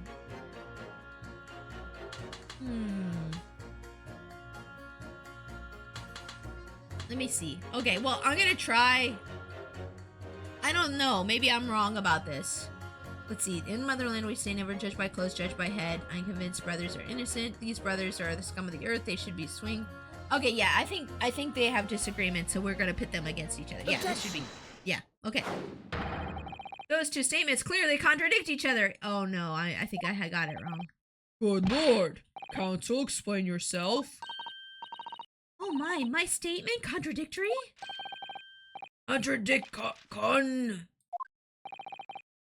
Juror number 6, you've got got the wrong end of the stick. I do not have stick, I have mouse.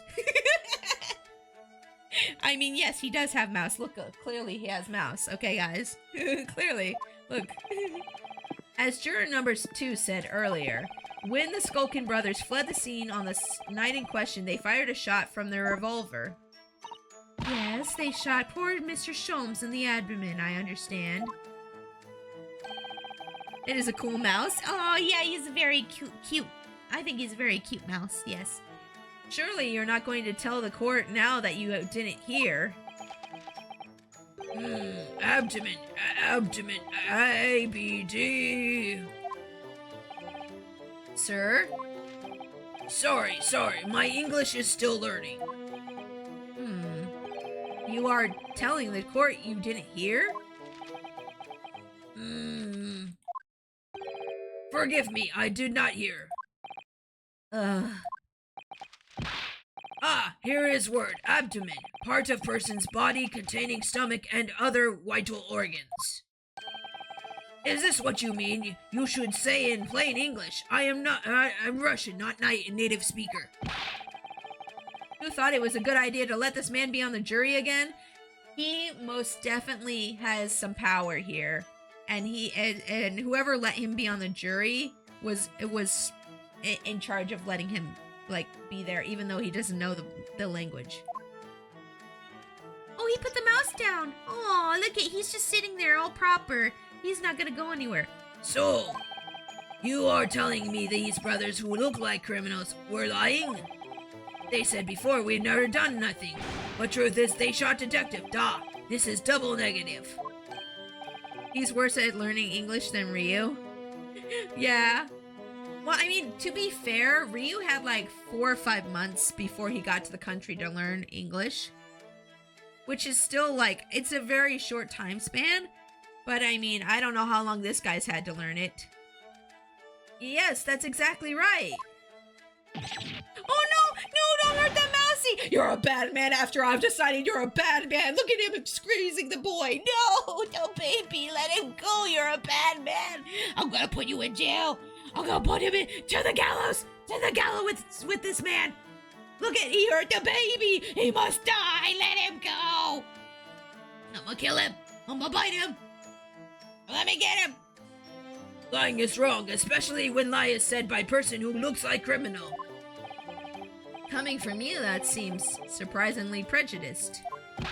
This means when they said we never took nothing, maybe it was also big fat lie. Is this true? Well, according to the police report, no stolen goods were found, so... Enough! I trust no one now. It's not the mouse's fault, though, sir. Yeah, please stop squeezing the baby. The poor little baby, his insides. Stop it. I must see with own eyes. I must investigate crime scene myself. I know they're trying to make it more Russian by replacing the V's with W's, but it's really hurting my voiceovers. Wait, why did it oh, I missed what you just said. Not the court record, I meant history. Did I miss dialogue? I did. I'm afraid that won't Yes, it is, Bruno. Easily. Sorry. With the prints from Hurley's red-handed recorder. Ah, If you compare the print to that picture's Ginny and the next prints from half an hour later, you'll be able to see straight away if anything was taken or not. don't hurt the mousy, let the little one go. Exactly. Not the baby. Hooey, Mr. Prosecutor.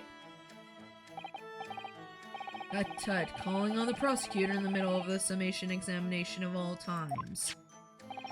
The print showing the accused threatening the victim after she broke into the shop is this one. Okay, but where's the next one? Following this, the victim and the accused moved into the storeroom. Meanwhile, the Skulkin brothers entered the shop and summarily heard the fatal gunshot ring out.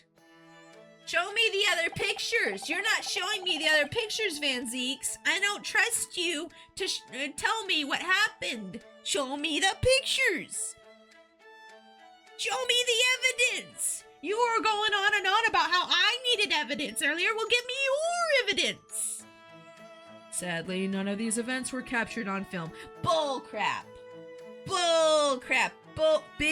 Big stinky pile of bull crap. You lying. He lies like he breathes. I don't trust him. This is the print produced by the camera half an hour later after the brothers' flight. Okay, let's see.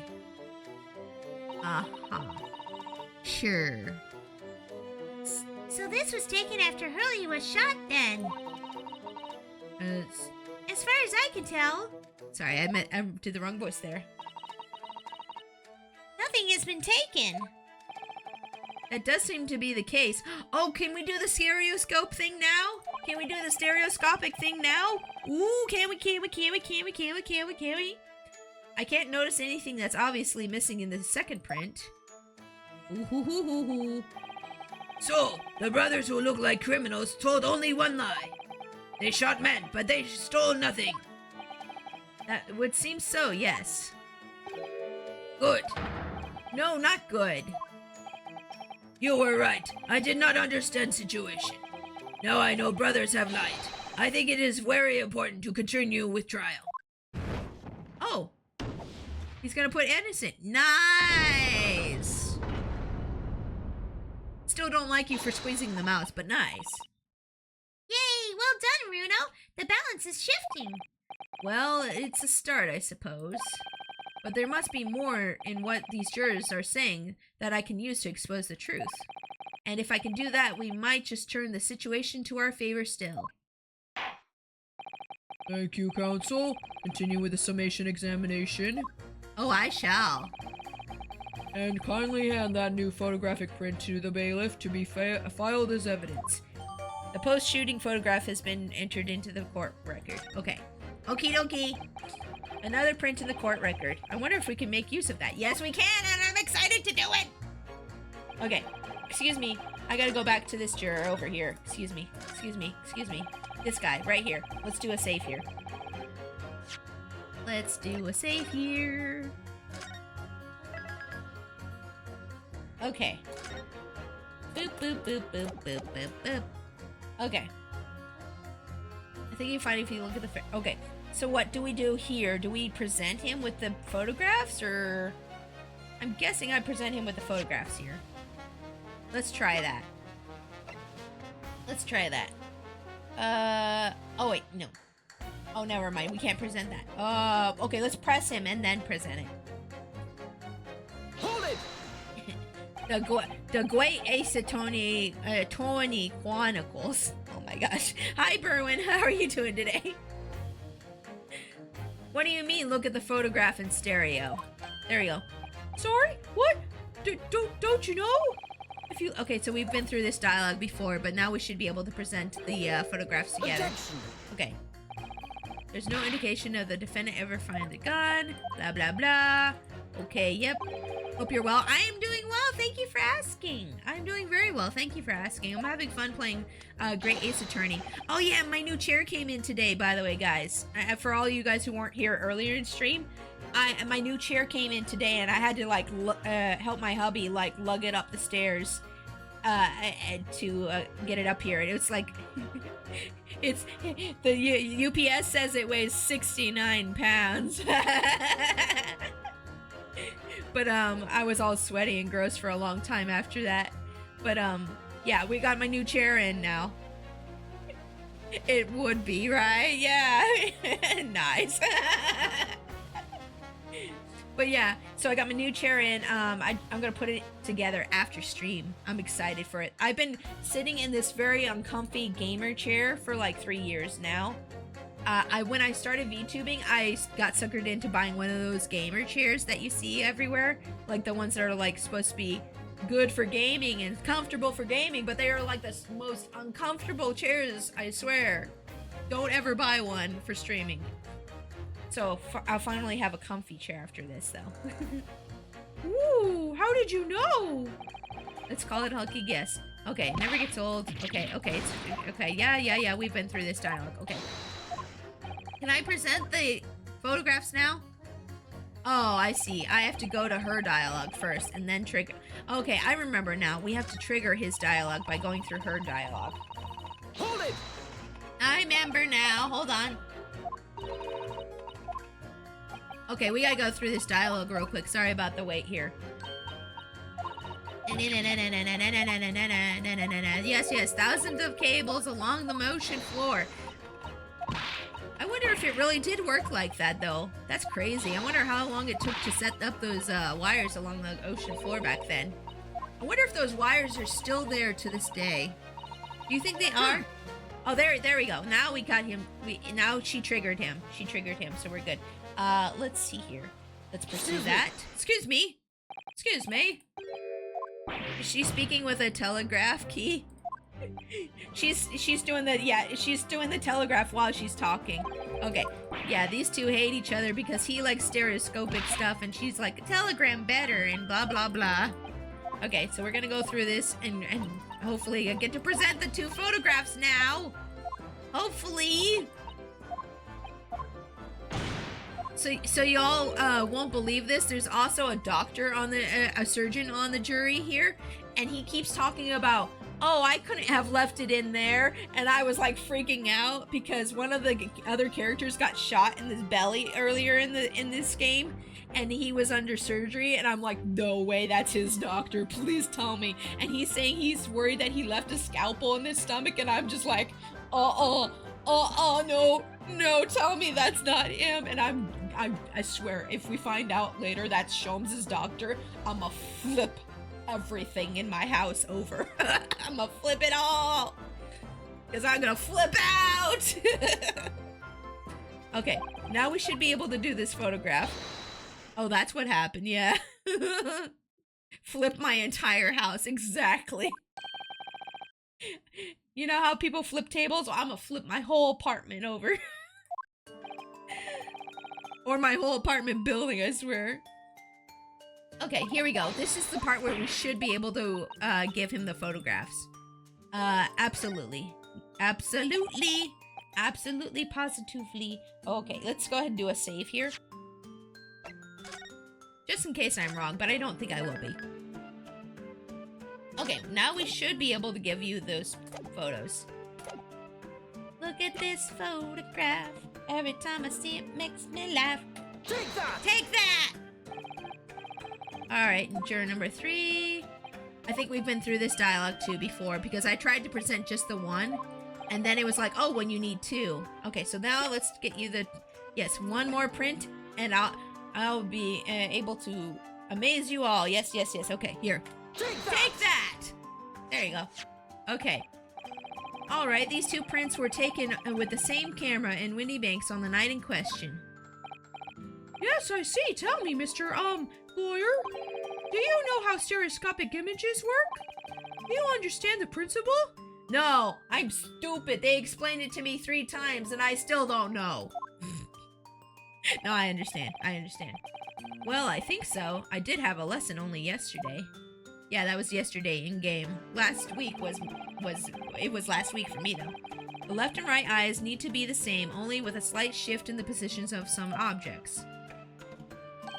And then you cross your eyes like this. You cross your eyes like this. And then your brain merges the 2 images together inside your head and notices the shift as it were in depth. Yup, like this, guys. Like this, guys. Wait, Pixie, why did you make a toggle just for this game? Because I love Ace Attorney games, okay? Jimbo, hi! Welcome to stream. You're gonna be lurking? That's okay. Thank you for being here. I appreciate you. Oh, and thank you for the hydrate cam. I'll do that right now. Pixie, did you really make a toggle just for this game, for this one moment? Yes. Good water. Yes, I did. And I don't regret it a single bit. And it can be used for other streams. I mean, yeah, it could be. Yes, exactly. It's that small shift between the certain objects in 2 pictures that's really important. So what happens if you use 2 photographs that are exactly the same then? No, obviously that wouldn't work at all. Not for seeing the scene 3-dimensionally anyway. Oh. Oh! Is she crossing her eyes right now? I bet she is. Of course, now I see. Oh, I think the young girl has discovered the secret. I have. Hold on. There we go. Now we match. Now we match. Can you uncross your eyes before you tell me? Yes, I can. Have another look at these 2 pictures from Hurley's camera roll, Bruno. Go on. Sorry, my nose is running. Hold on. Ugh. Okay, we're good. Sorry, I'm messing up my model's tracking by rubbing my nose. Excuse me. Can you see that there's a really obvious difference between them? Okay, I'm actually gonna cross my eyes in real life and see if there's what the difference is. I can't see it. I can't see it. My eyes don't work that well, I guess. Of course there is. There are 2 people in the first and no people in the second. Well, yes, that's obvious, Ryu. Jeez. Wait, the glass is broken in the second picture. What the heck? The glass on the oil lamp's broken on the second picture. I didn't need to cross my eyes for that. The heck? Try looking at the pictures in 3 dimensions. All right, I'll give it a go. So to start with, you have to cross your eyes And then try to make the two pictures overlap exactly. Okay, we got it. I got it, guys. Okay, I'm looking. How do you make them overlap? I'm like, Let's see if by crossing my eyes I can make the quill pens from each picture overlap in the middle. I can't do it. My eyes don't work that way. I'm trying. No, it's not working. Wait. Game, are you gonna do it for me? Cause that's starting to hurt my head a little. But I already noticed the difference, so it's not a problem. Well, did you manage to see it properly, Bruno? Yes, I saw it. What's going on with these two pictures? Some of the things on the counter sort of jump out at you. Oh. He's like, I'm not crossing my eyes for this. I love how Vanzix is like, no, you will not catch me with that. I'm not doing that ever. Yes, that's it, you see? That's the other amazing power of stereoscopes. Other amazing power? Is something going to explain this black magic? Why the deuce do some of the things on the counter seem to jump out at you like that? I think you'll find that if you consider the basic principle of the stereoscope, you'll answer your own question. Basic principles of the stereoscope. As I said before, if you try to look at two identical pictures using a stereoscope, it won't work at all. If the slight shift in the positions of certain objects that lets you see pictures three-dimensionally. In other words, even though at first glance it seems the objects on the counter haven't moved at all between the two pictures, this shows that actually there must have been a slight shift in their positions. Yes, there must have been. So what, did they move things slightly? Now hold fire there, sir. Got a reasonable grasp of this whole cross-eyed business now, I'd say. But why the devil does this shift between the two prints exist in the first place? Well, what's the answer, fellow? Come on, you're the cross-eyed master. What did they find then? Is it just a lamp? I think it's just a lamp, but I do think things were shifted around as well, because like they said, the only things that are standing out to them are things that were shifted slightly, because in order for a 3D image to be considered 3D in your mind, there has to be in several different positions. So I'm sure you guys have been to like a 3D movie before, right? Where they give you like those little glasses to wear. And if you take them off in the middle of the movie, it looks like there's almost like 3 different images like kind of shifted around each other.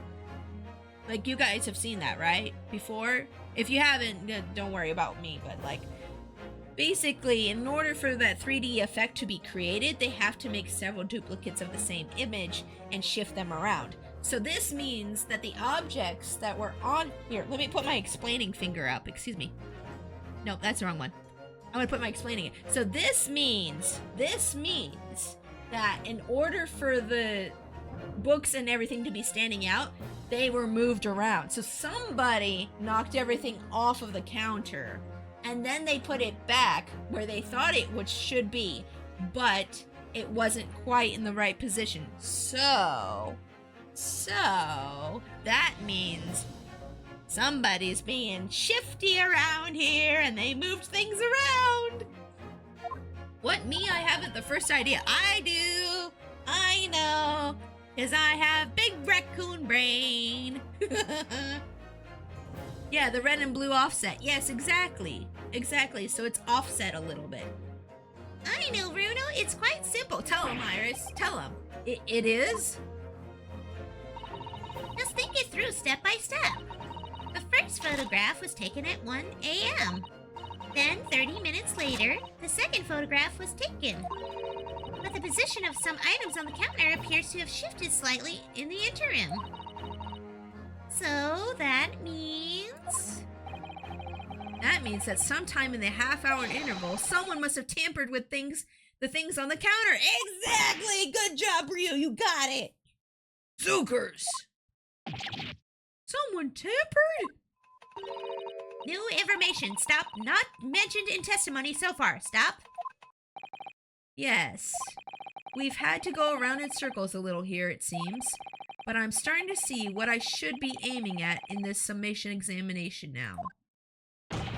Ladies and gentlemen, the question now is clear. We know the items on the countertop were moved, but by whom? Are you suggesting you might know? Of course. I can tell you right now who is responsible for the almost imperceptible shift in the items on the counter. Ooh, I get to point fingers. Ooh, hold on, let me save. Yes. I'm pretty sure it was the brothers. I'm pretty sure. Who was it? Who done it? One of these guys did it. It's one of these guys. Let's see here. I mean, does it matter which one I point at? I don't know. We'll try. Take that! Boom! It was the witnesses currently in the stand, the Skulkin brothers. Yes! There we go. Okay, it doesn't matter who I point at. Wait! This does not agree with what brothers said in testimony before. They said they did not even have time to pull the dukes from Lucy Lockets. My phrasebook says dukes is meaning hands and Lucy Lockets is meaning pockets. Oh, the mousy! Stop abusing him! But this is another lie? Is this what you are saying? Yes, I'm afraid so. Now hold on there a minute. You can't be sure of that. I quite agree. The accused is a common pick purse after all. It's perfectly possible that she went through the things on the desk to see what she might steal. I think that's unlikely. Yeah, because she was in the locked room at that point, wasn't she? And why exactly? Stop squishing the mouse! I know! I don't want Mousy squished anymore either. As you can see from this photographic print, the defendant was pointing a gun at the victim. She's not pointing it at him, she's pointing it up. It's not even pointed at him. That's another thing that's putting me off about this. It would seem, as my learned friend indicated, that she was coercing Mr. Windybank to open the storeroom door. In other words, Miss Lestrade's interest laid within the storeroom, not in the main shop, giving her no reason to touch anything on the counter. Oh, that's another good point. Good job, Ryu. All of which points to one thing. The Skulkin brothers have admitted key facts in their testimony. Ooh, get 'em, Ryu. Let's go. But the accused is a pick purse, common gutter trash. Why looking any further for the wrongdoer here? Because the Skulkin brothers are thieves, madam. No better, in fact worse, than a pick purse. I believe that these brothers were looking for something on the victim's counter that night. Woo! Ladies and gentlemen of the jury, if you would condemn the defendant on the grounds that she is a pickpocket, would it not at least be right and proper to thoroughly scrutinize testimony given against her by two thieves? Well said. I, for one, would like to hear more from that shady pair. Yes. Wait, why he uses his head? Is he trying to keep his hands sterile? Even though he's in the courtroom now? He's like, ugh. Can you all see now? I think you'll find stereoscopic art playthings. You've seen their extraordinary potential firsthand.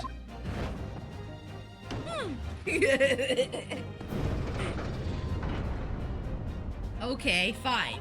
Stereoscopes aren't lame. Okay, it's alright. Wholeheartedly agree. Stop. Must purchase after trial. Stop. Will return home via Regent Street. Stop. I gotta get this after this stream. I gotta go buy it right now. Well, it would seem this trial has yet to run its course. The ladies and gentlemen of the jury have declared their inclinations via the mighty scales of justice. I hereby call the summation examination to conclusion with the balance all altered in the defendant's favor. 2 lean to guilty, 4 lean to not guilty. Accordingly, the jury is without consensus. And I order this trial to continue. Yay! Well done! Oh, by the way, What? you should hold on to this, Bruno. You never know when you might come in useful. Twice in one trial would be unusual, surely, but alright. Stereoscope has been entered into the court record. Yay! Lord Van Zeeks, you will instruct the witness to that the court demands additional testimony from them. Give me the additional testimony! I'm sure it won't spoil the bouquet to do so, my lord. He's like, let me sniff my wine. I gotta sniff my wine to deal with this. Oh yeah, that's good wine. Okay, I'm good. I've won myself another chance to probe that pair about their activities that night at least. And I won't stop probing them until I've proven that Gina is innocent. How'd he get a second glass? I have no idea. I have a theory that underneath that counter that he's in front of, there's like a whole like row of glasses, and he just keeps them in the courtroom for his use only. To be continued. We're gonna keep playing though. We're gonna keep playing.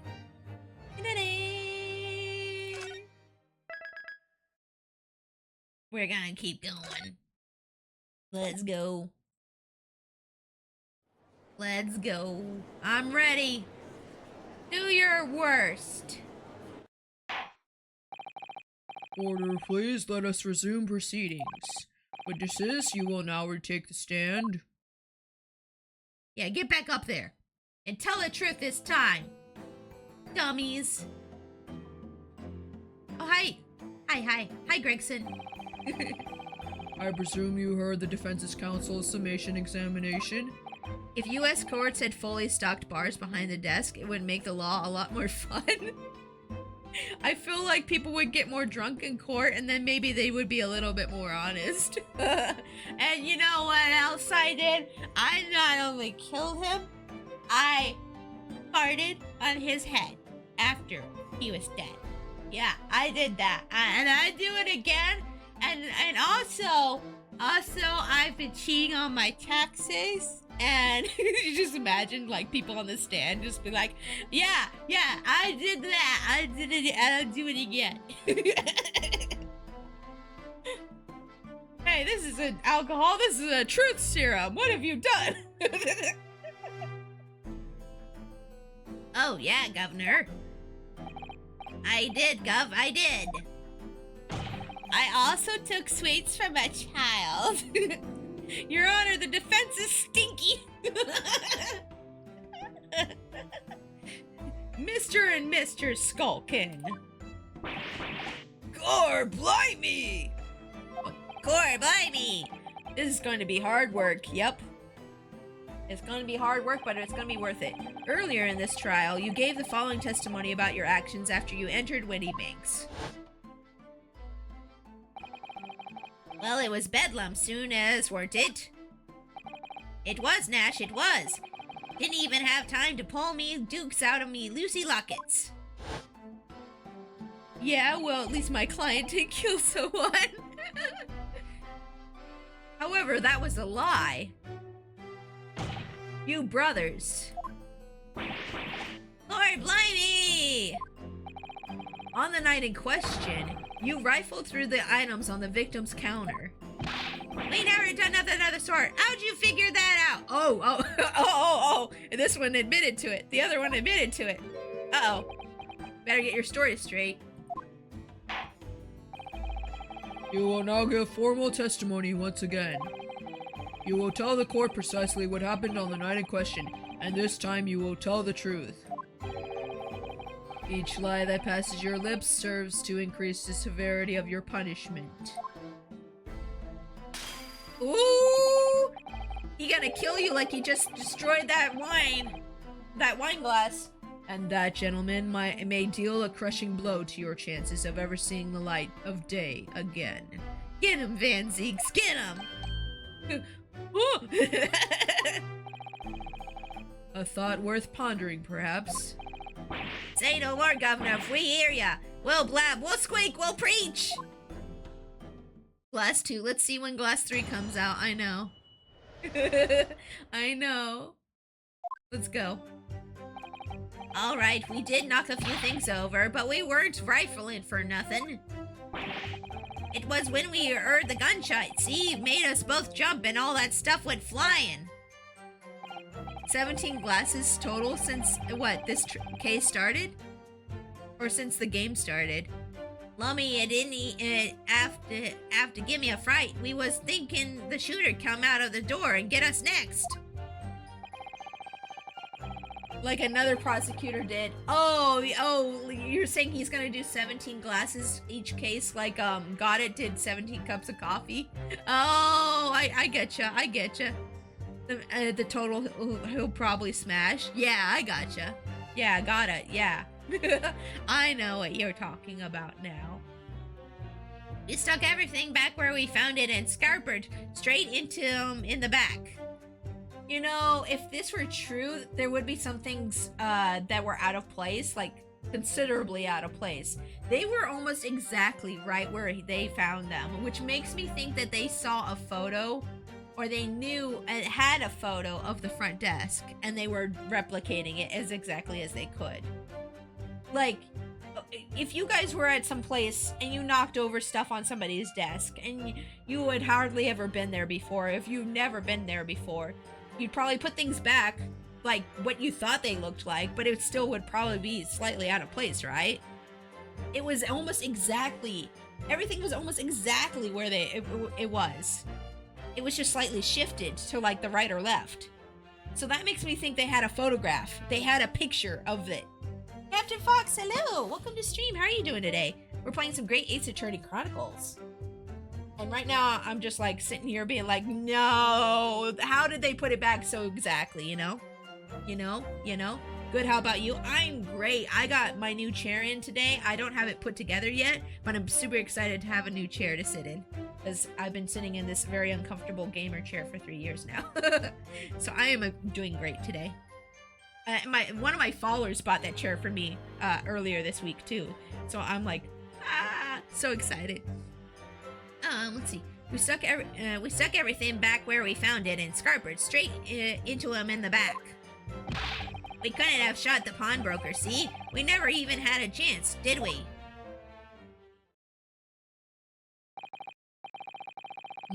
So you admit the defense's accusation. You did indeed ransack Mr. Winnybag's countertop on the night in question. Not ransack, Governor, no. That's right, Nash, that's right. It's more like we tidied up, yeah. Sorry. By their own admission, these brothers entered the pawnbrokery under dubious circumstances. However, they panicked and fled on hearing the gunshot, having first made their good mess. The way you say it, we hardly sound like roughs at all. I love your voice acting. Thank you. I try. I try hard. I like to do it during my like visual novel streams or like streams like this. I like to do voice acting. It's just like a fun hobby for me. Although I have tried out for like a voice acting gig recently. They haven't gotten back to me yet. We're gonna see if it goes anywhere though. We don't, Nash. We don't. Can't he make us sound a little more cutthroat? It can't just be a coincidence that these men showed up at Windy Banks that night. There's more to their testimony than meets the eye. I'm sure of it. I also voice act in games such as the KFC game. Oh, that's a fun one. Yeah, that's a fun one. I went through that game before. That was before I was a VTuber. I played through that game. That's a fun game though. Alright, we did knock a few things over, but we weren't rifling for nothing.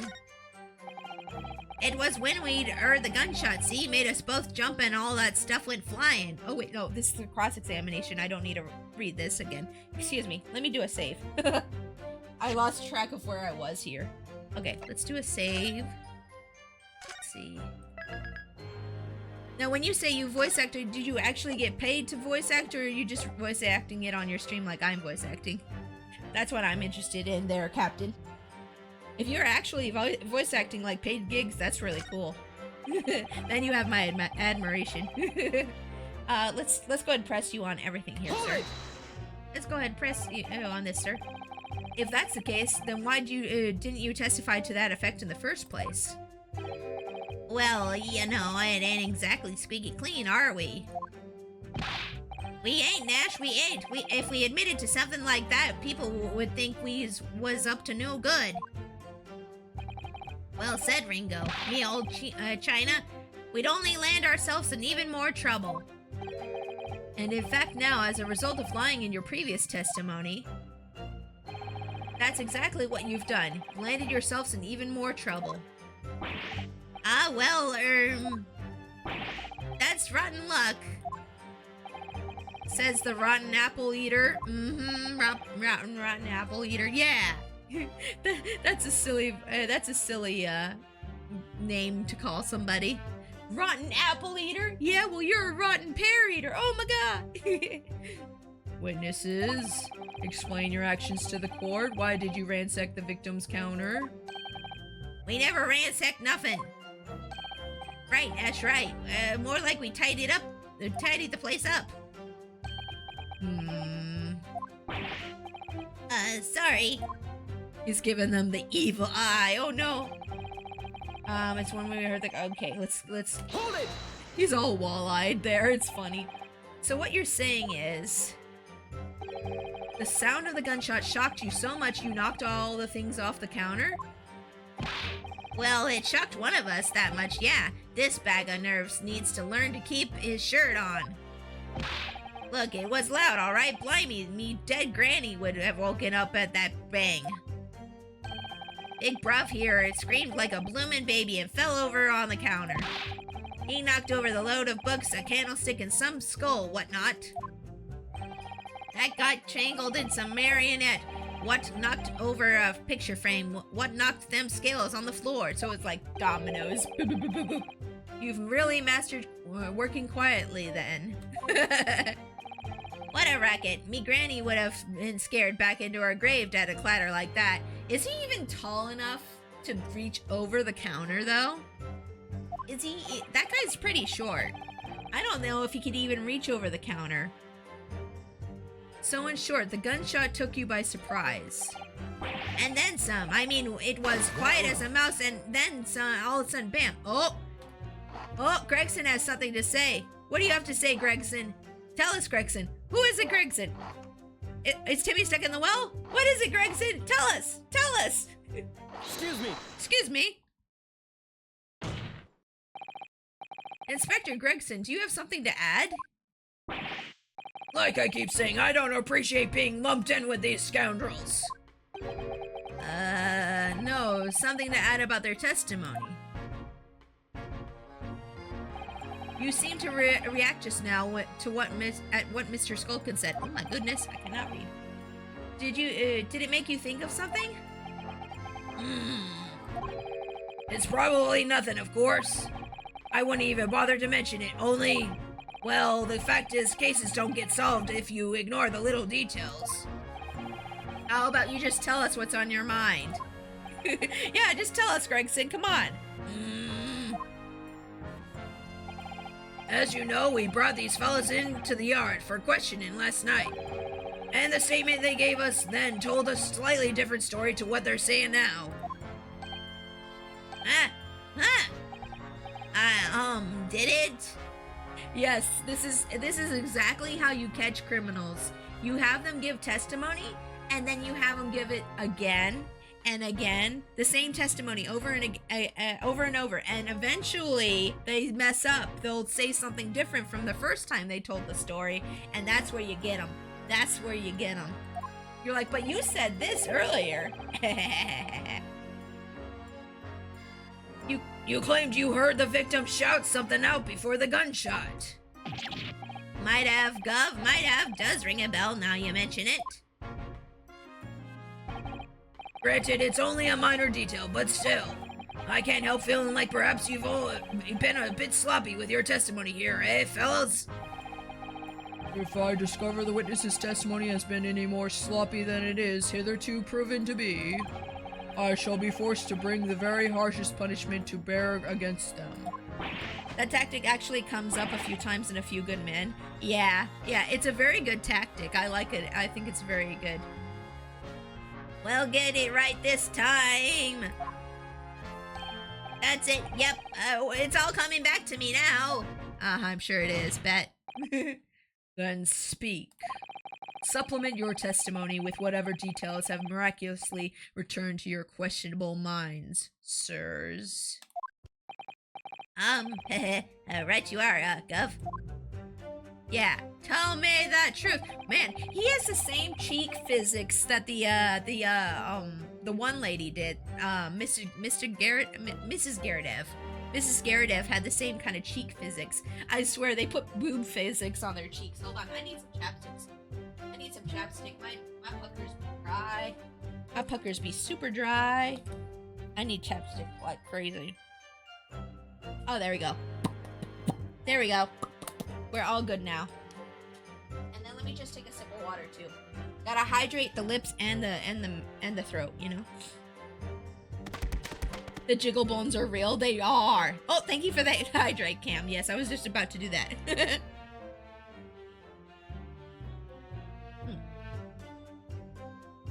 Good water. Okay. Let's go. Just before the gunshot, we heard a voice yelling out, "Give me that gun!" Aha, sure, okay. Hold it! Yeah, okay, bet. So in fact, you heard the voice and the gunshot almost simultaneously? We did, Gov. We did. Sorry, wrong voice. Although I suppose if you're being honest, we heard a kind of wavering voice before the yell and all. If you don't want to get shot, give me that gun. Bam! Kinda thing. A career in acting tragically missed. Yeah, they should have been actors. And where were the voices coming from, could you tell? Of course we could. From the other side of that door behind the counter, it was. From the storeroom where the victim was found dead. And the voice you heard, it was that of the victim, Mr. Winniebank. I'm trying not to burp, but if you guys hear me, like, silently burp, I'm so sorry. On me granny's life, of course it was. Those jackets are kind of cool. I kind of want one, low-key. Low-key kind of want one. Or is granny's life, of course it was. So that would mean that you both knew Mr. Winniebank and the sound of his voice. So that would mean what? Uh-huh. You just admitted it. You just admitted it, you dummy! Oh, you're stupid! What, Nash, what? Any ideas? Yes, Counsel, indeed it would. So you've been there before, have you? You've been there before, huh? No. We didn't know the geezer. How are we supposed to deny it when the bloke in all the fancy clobbering's giving us the evil eye? Give him the evil eye, Van Zeeks. Give it to him. Yeah, that's the evil eye right there, yeah. If you value your lives, you ensure your testimony is accurate and true. Ooh, he gonna get ya. On me granny's life it is. Oh, on his granny's life it must be. Wait, are you guys not really brothers if you don't have the same grandma? Unless they have different moms. They could have different grandmas if they have different moms or different dads. Right? Right? It's a good job his granny's dead. Yeah, it's a good job. To summarize then, immediately after hearing the voice of the victim, you then heard the gunshot. Sorry, gotta get the blah blahs out. Causing you to stumble and upset the items on the counter, scattering them over the shop floor. You make it sound like we're clumsy. Don't forget we tied it up after, like, good little boys anyway, the way I see it. So maybe they were... Wait, maybe they were in there often enough so that they knew exactly what the counter looked like. Maybe they didn't need a photograph for that. If that's the case, that could... I mean, that still explains my theory, but it's a different explanation. Okay, so let's press you on this one now. Hold it! You're saying that Mr. Windybank had a gun in his hands? Oh yeah, bet that was a sight, eh? The two of them waving the guns at each other must have gotten pretty heated. What? Hold up. Hold up. Hold up. Where's this other gun coming from? Where's this other gun coming from? Huh? Huh? You don't get to just drop that like that. No. I mean, just before he shouted, we heard the geezer say, if you don't want to get shot. Didn't really sound like he meant it, mind. More of an empty threat, you'd say. He said they were pointing guns at each other, and so far we only knew of two guns. The one that the brothers had, and the one that Mr. Windybank had. Where's this third gun coming from? Where is the third gun? Give me the third gun. If I get that third gun, I can prove everything. Give me that. Mr. Windybank was known to keep a revolver on his shop counter at all times. People say that to protect the articles of his keeping, he'd readily put a bullet in someone's head if required. That someone being himself, of course. Good gracious! Extraordinary devotion indeed, if all alarmingly misguided. Well, he certainly sounded like he was ready to pull the trigger the other night. Only the person he was gonna shoot beat him to it. Hooked his goose proper. Bet he wished he'd squeezed the trigger instead of wasting time shouting, "Give me that gun!" And it was directly after those words that you heard the gunshot? I won't say anything, but something seems off. Oh yeah, there's definitely something going off here. Yeah, thank you for not spoiling. I appreciate it. It's my first time going through this whole game, so... It was more or less at the same time, Gov. Give me that gun! Bam! Kinda thing. Yes, a career in acting very tragically missed. Then we heard the sound of someone hitting the deck. Before everything went dead quiet. After that, we done a slapdash job tidying the place up. Same never played this, so I'm thinking with you that yeah. Let's think about it together. Yeah, let's do that. This is a fun little exercise, like thinking exercise game. It's nice. It keeps you sharp. It makes you think about things. Let's see. Okay, let's press you on this one. So, you didn't try to open the storeroom door then? Not on your life. It went deathly quiet after that, it did. Put the wind right up in me. But anywho, the door was locked, weren't it? No way that was opening. Yes, of course. It was locked from the inside, so we've been led to believe. It was, Gov, it was. From the inside. Right, so we had no way of knowing what was going on in there, did we? Unless there was some other way to get a view of the inside of the storeroom. Like through the keyhole or a spy hole, perhaps? Don't ring no bells, don't light no lights. We had to cut and run before we noticed anything like that. We're still cutting our teeth in this game, see? But one day... we'll really cut the mustard. Gregson's just like, I'm so done. Can I go home? I'm so hungry. I just want to eat my fries. Please cut it out. But as we know, behind the door was the victim's lifeless body, with the accused not 2 feet away. Yes, unfortunately. Unfortunately. Gina was in there, unconscious, with the gun in her hand. To confirm, would it be correct to say that neither of you set foot inside the storeroom? That's right, Guff. That's right. Couldn't have, even if we wanted to. I don't believe you. We're gonna find some proof that they got in there somehow, or that they were in there. We stuck everything back where we found it. Scarpered. Okay, yes. Let's press on that. Let's go and press on that. Yes, whereupon you fired a shot from your own gun at Mr. Herlock Sholmes. Oh, we was a bit nasty there. We was, Nash, we was. Truth be told, I was already shaking like a leaf when you lot turned up.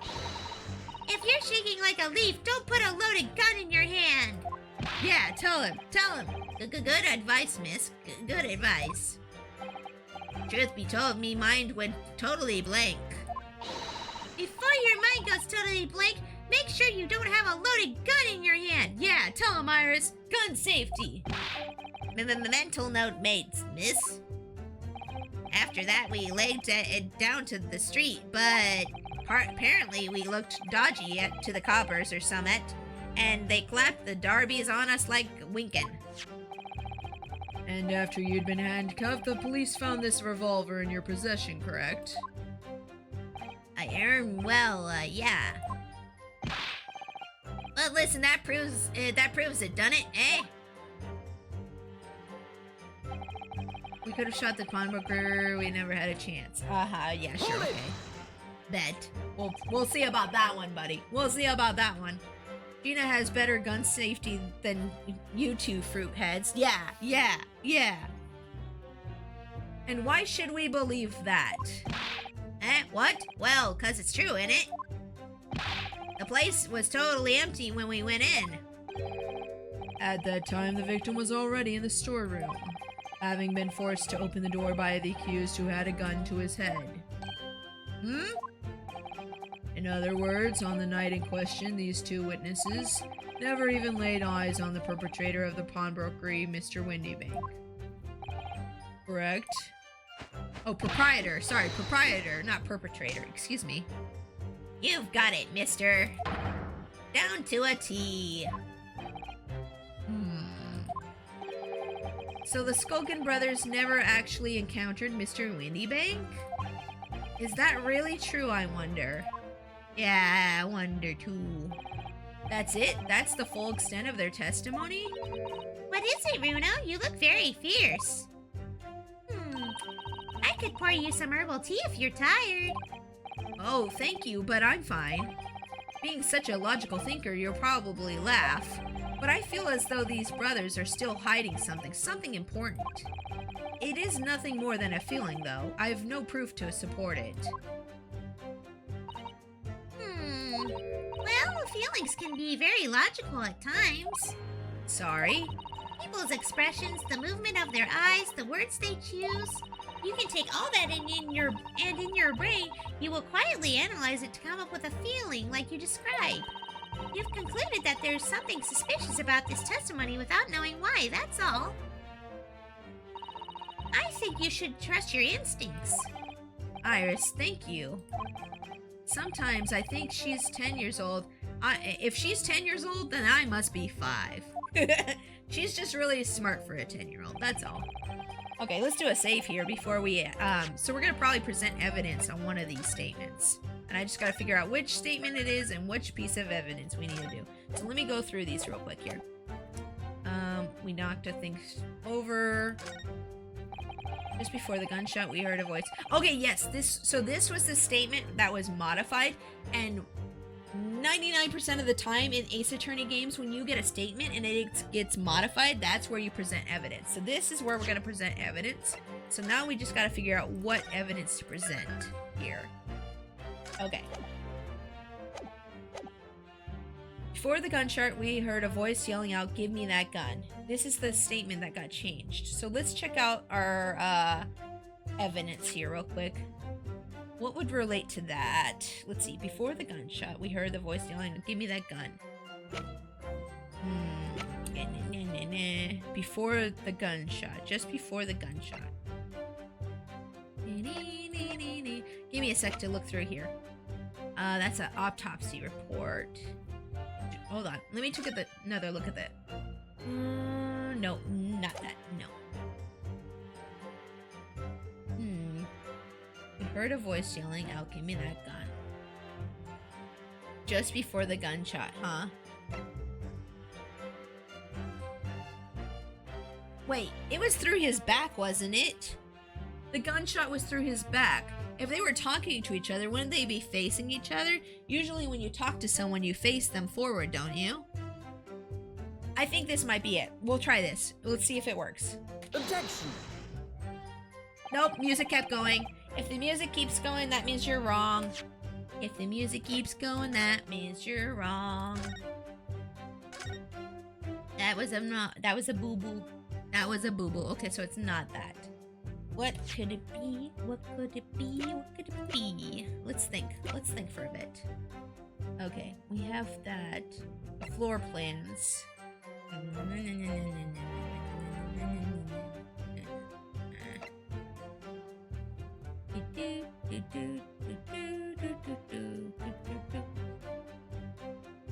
Imagine telling someone, give me that gun while your back is turned. Yeah, I still feel like that would be like the way we could prove this.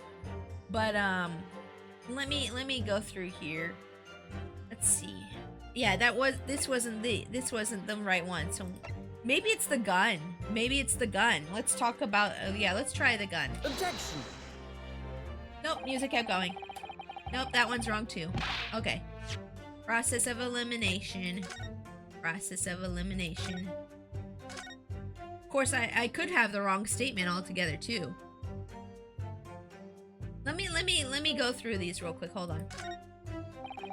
Bloke on the place was holding a gun, so he should have just fired instead of yelling at the girl. Didn't have to give me a fright. Was thinking a shooter come out of the door and got us next.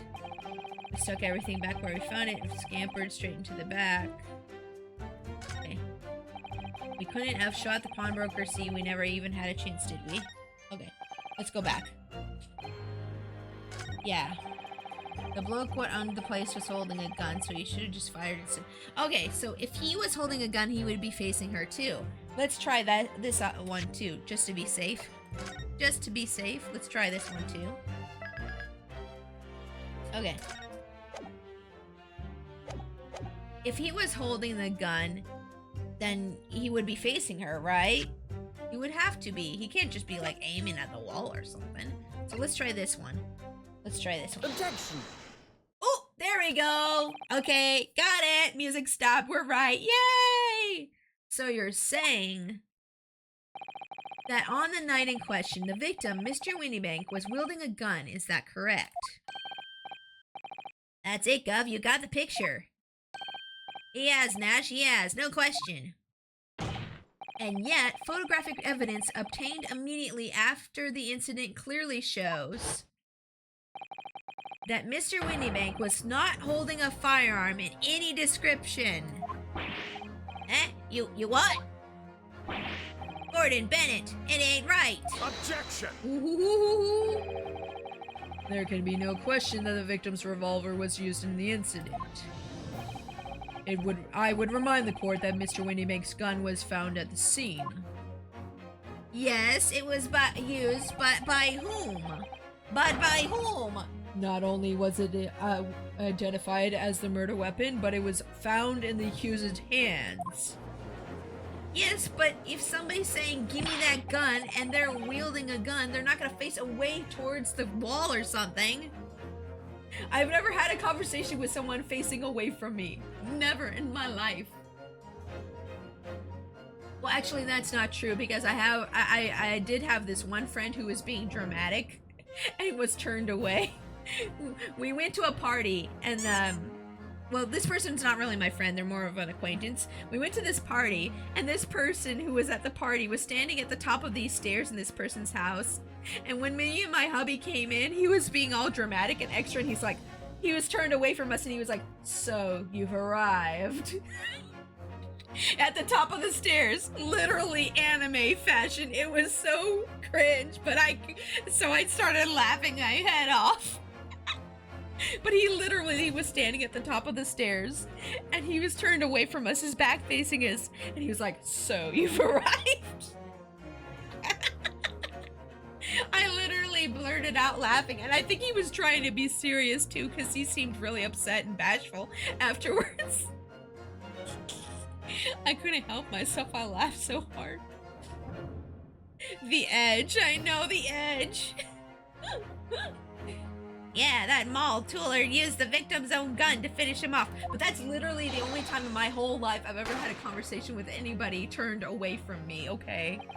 Bam, that kind of thing. Hold it! Hold it.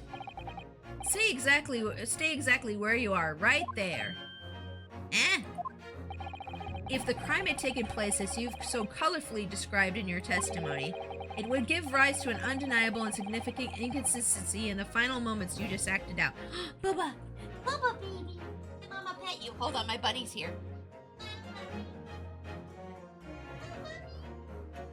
Sorry. For all you new people, I have a pet bunny. His name is Boba. After, like, you know, boba tea. We have emotes you can use of him in the chat if you're a follower. Yes, there they are. They're bouncing around. Let's see here. Yeah, I just had to pet him for a second. It would give rise to an undeniable and significant inconsistency in the final moments you just acted out. Goodness, are you sure, Counsel? You intrigue me, my learned friends, but let's see some evidence to support your claim.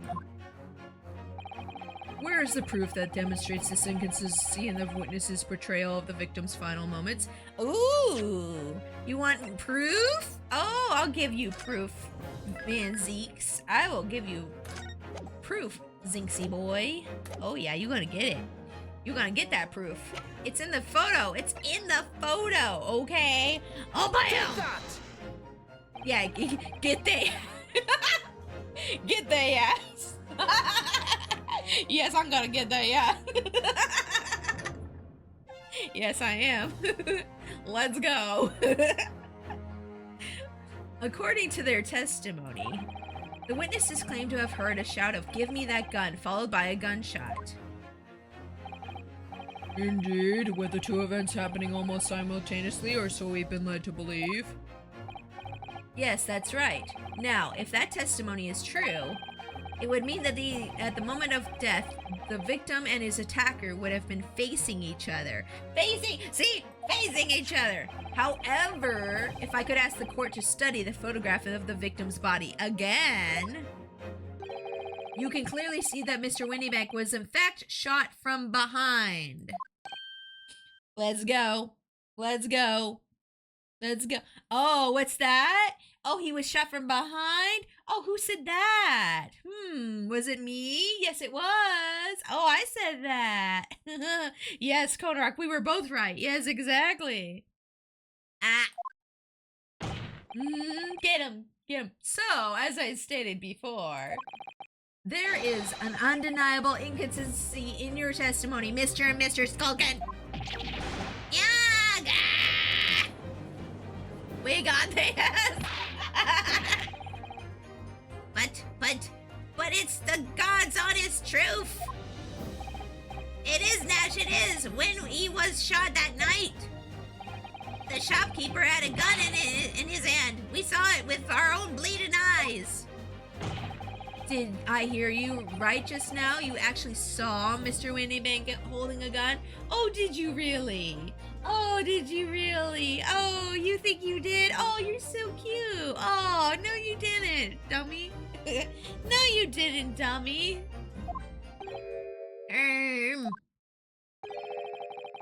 Something like that might have slipped out.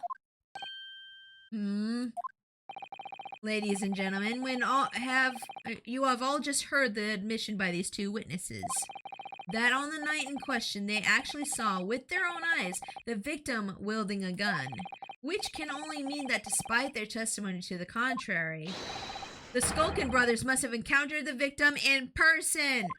Ooh, got you now, beesh. Ooh, Nash, nyang. I got you now. I got you now. What you gonna do, huh? What you gonna do? Order! Order! Order! Witnesses, explain yourselves at once. They be like, Pikachu FaceTime. Well, the thing is, it weren't supposed to, It would seem that my previous warning fell on deaf ears. Uh-oh. Get him. Get him, Van Zeeks. Get him. String him up by their ankles. Do it. Put I made it quite clear that false witness would be the death of you. Oh, Get him! Get him! Get him, King! Get him! am I to Oh my gosh, my voice is not working there. Am I to understand that you replace the untruths of your original testimony with more renewed lies? Ever so sorry, Governor. Truth is, see, cut it out, Nash, cut it out! If we blab now, you know what he'll do to us? Who are they talking about? Ooh, are they talking about McGilded? I bet it's McGilded. I bet it's McGilded. Let me make your position here perfectly clear. You will talk. There is no other option available to you. Ugh. Ruff, come on, the game's up. But he'll have our guts for garters. Wait, who was Sherlock's rival again? Oh gosh, Moriarty. Yeah, Moriarty, not McGilded. Although I haven't read all of Sherlock Holmes' novels. I haven't read all of them, so he might have like multiple, like, you know, enemies or whatever. But usually it's Moriarty. In case it hasn't quite sunk in yet, no matter how hard you try to hide it, the truth will come out. Unless McGilded is this game's version of Moriarty. That would be very interesting. Oh, and Moriarty's, I'm not trying to be a butt, but Moriarty spelled with a TY at the end. Sorry. I'm sorry. I don't mean to be a butt about that, but I'm just like, yeah, that's how it's spelled. On the night in question, it is now apparent that you, brothers, met face to face with the victim. I demand that you testify again to explain the precise circumstances under which this meeting took place. Well, do we have to? Yes, you have to. Tell the truth. On pain of death. I suggest you make yourselves fully aware that this is your very last chance to tell the truth. Oh boy, it's your chance. This is the last chance, okay, misters? All right, so we just got inside the gaff and heaved a sigh of relief when the geezer showed his mug. Give me that gun, he bellowed, and then he flew at us like we was possessed. I thought we'd had it. For an old geezer, the bloke was strong as an ox, and he chucked me over the counter. I pulled the gun on him, and then he legged it through the door into the back room. We never had nothing to do with killing him. That's all what happened, I swear. Sure. Uh-huh. This story is full of more holes than a Swiss, like a slice of Swiss cheese. Yeah, that's it. So, you're now telling us that moments before the victim was killed in the storeroom, you, in fact, encountered him in the main part of the shop. Well, yeah, sorry. Well, we find ourselves in an interesting juncture. This changes matters considerably. But honest, Governor, this time, Nash, this time, we ain't got nothing more to hide. Very well, counsel for the defense, you may proceed with your cross-examination. More holes than an abandoned beehive? That's a good one, too. Ooh, that's a good analogy, too. Or metaphor? Maybe a metaphor. Maybe it's more of a metaphor. Yes, my lord. This is it. The moment I've been waiting for. It's the final countdown. Gonna do a save. Gonna do a save.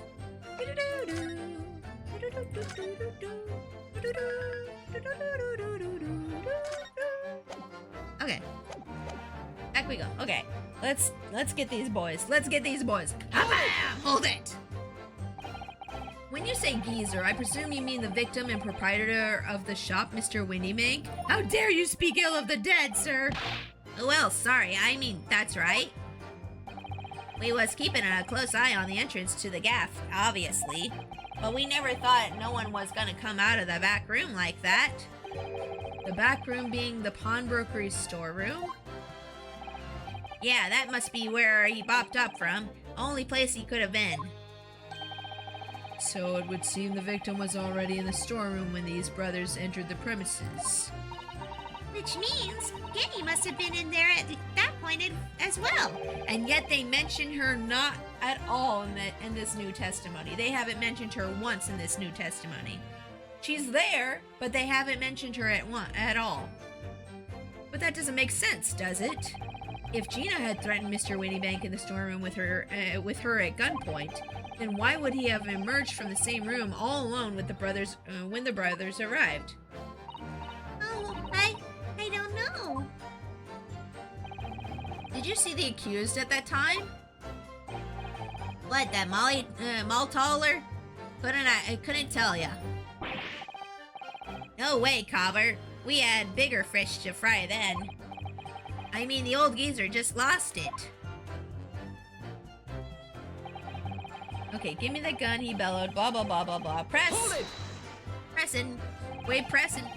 You mentioned that Mr. Winniebank shouted those words at your previous testimony, too.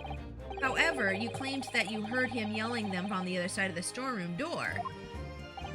Oh, did we? But the truth is, he was shouting those words at you, wasn't he? Well, yeah. Was the victim, Mr. Winniebank, wielding a gun at the time? Was he ever? Blimey lummy, a great ugly barrel he had, pointed straight at me frontispiece. Frontispiece. What is a frontispiece? What the heck is a frontispiece? Freaking UK people and your weird slang. Now I gotta look this up. What is a frontispiece? Frontispiece. Hey, British people in the chat. I have British watchers in the chat. What is a frontispiece? What is that? Explain yourselves. An illustration facing the title of a book. The principal face of a building. Wait, is this slang for your face? Is this slang for your face? Hold on, let's type in frontispiece slang. Frontispiece slang. Front, which means forehead, and as Spencer, which means to look at. The word frontispiece is considered a bit old-fashioned today. It comes from the French word frontispice, which comes from the late Latin word of front spectrum. Okay, so it's slang for your face. I guess it's old Cockney slang. Yeah, it must be. It's old Cockney slang. What the heck? Pointed straight at me frontispiece. So what you're saying is, you definitely saw Mr. Winniebank with a gun at that time, is that right? It is, Gov, it is. Spot on. Then all of a sudden he came at us, he did. It was bedlam. I didn't even know who was going for who. You were clearly all going for each other. Like Nash said, we thought we had it, I mean. For an old geezer, the bloke was strong as an oxy. I don't think Winniebank could chuck somebody over the counter. I don't think that's possible, but let's press on that. Yes, I noted that you mentioned the counter in your previous testimony too. Well, yeah, of course we did. He knocked over a load of books, a candlestick, and some skull whatnot. That got tangled in some marionette, what knocked over a picture frame, what knocked them skills on the floor. It's old slang for face value, or head on rather. Oh. Yeah, they were saying he was pointing it at their frontispiece, so I'm guessing they mean their face. That's what I'm guessing. Well, Big Bruv there went flying over the counter like a gunshot, I could tell ya. Then the old geezer pinned him. He did, Nash, he did. And had it been there, the bloke would have flattened me like a bloomin' pancake in seconds. So I was right about him not being tall enough to knock things off of the counter. He got put onto the counter. He got thrown onto that counter. At the time in question, the alarm was raised at the local police station via secret cable from the pawnbrokery. There is a button under the counter used to activate it, which was presumably pressed by the victim. That's right. When the brothers fled the scene and back onto the street, they ran straight into the arriving police, didn't they? Poor Mr. Windybank. He did everything he could to protect his shop. Yep, and he still died. Pulled the gun on him and then he legged it through the door of the back room. Okay, let's press on that. Hold it! I love the expression that guy does when he's talking and he like shakes his head down like, what do you think? It's such a good like expressive movement from that character. I just got a comment on that because I think that's really good. Were you intending to shoot Mr. Windybank? No, never. I was just, looking out for me bruv, weren't I? He was being flattened, don't forget. But by a man whose shop was being burgled, yes. And then the man fled into the storeroom when you pointed your gun at him, is that it? Yeah, that's it. He shoved me away, then ran off through that door and shut himself in. There's something about that last remark. Something that doesn't quite ring true. I wonder why Mr. Windybank ran away into the storeroom. What? Well, according to what everyone's saying, Winnie was in there waiting for him with a gun. Ah, yes, that's right. Gina allegedly used Mr. Windybank's gun to threaten him and force him to open the storeroom door. And in which case, how did the gun end up in Mr. Windybank's hands again? I have no idea, but that is strange, isn't it? This little inconsistency could be significant. I should make a mental note of it. Look, the point is me and my bruv here. That's right, Nash, that's right. Me and my bruv here. Okay. It had nothing to do with the killing him, and that's all what happened, I swear. Okay, so I'm guessing this statement right here is going to be the one we're going to present evidence on, but let's go ahead and question that last statement here. Let's go ahead and question this last statement. Hold it! Hold it! Hold it! You say you had nothing to do with it? Nothing at all. Nothing, Gov, nothing. The old geezer went and shut himself in the back room, didn't he? Locked it was from the inside. We know it was because we tried to open it. But it's a decent door, that one. Good and strong. Wouldn't budge an inch. What about the little window? Couldn't they have shot him through the little window? So, in the end, the situation remains unchanged. Inside the storeroom with the pawnbroker, there was only one other person. The sole person who could possibly have shot the victim, the accused, Miss Gina Lestrade. Ah! It would appear so, indeed appear so. What say you to that, counsel? I don't know. Was there anyone else apart from Gina who could possibly have shot Mr. Windybank? Of course there is! Of course there is! What kind of question is that? We're trying to prove her innocent, you silly. You silly goose. Of course there was. There could have been. There could have been. No, Mr. and Mr. Skulkin, not Shulkin. What? What's that look for? From the moment you admitted that you encountered the victim's face-to-face that night, the course of this trial changed completely. It did? What is your point, my learned friend? The question we must answer is, who could have shot Mr. Windybank? It is the belief of the defense that the defendant is not the only possible answer at all.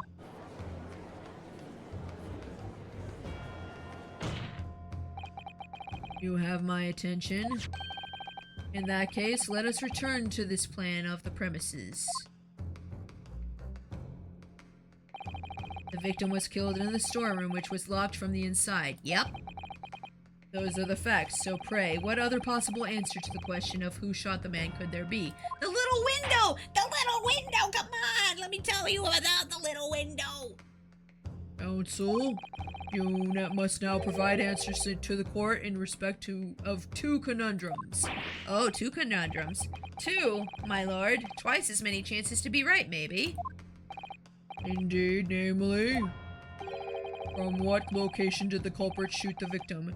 And furthermore, where was the victim at the time? Understood, my lord. Are you alright, Runo? I'm not entirely sure, but there's one thing I am sure about. If I can prove that there is a credible new alternative to what happened, it would change Sheena's prospects hugely. So now, time for some clarity. Show the court on this plan the answers to the questions posed by his lordship. Oh boy, let's go. If you believe someone else could have killed the victim, indicate from where that person could have fired the gun. Okay, so let's do a save here. Gonna do a save here. Sorry, I looked around randomly just now because I heard hubby snicker. I think he's watching a video and he's trying not to laugh. Okay, anywho. Wait, no, what you do? What you doing? Okay. So, someone else killed the victim. Indicate where the person could have fired the gun. Here, obviously. Right here. Right here. Let's, okay. Yeah, there's, take that! The defense believes that the culprit could have shot the victim from this location here. I hope that's not incorrect. And in answer to the second question, I hope I'm not wrong.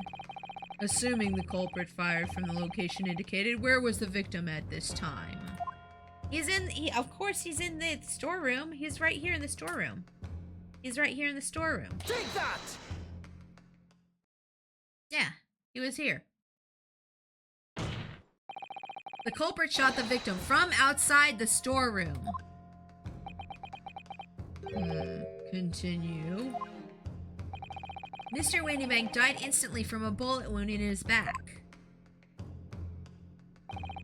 Looking at the stain of blood on the storeroom floor, it doesn't appear that the body was moved after death, which tells us that he almost certainly shot while he was in the storeroom. However, the crucial point is, where was the shooter when the fatal bullet was fired? So are you adamant that the shot was fired from outside the storeroom? Well, according to the Skulkin brothers' earlier testimony,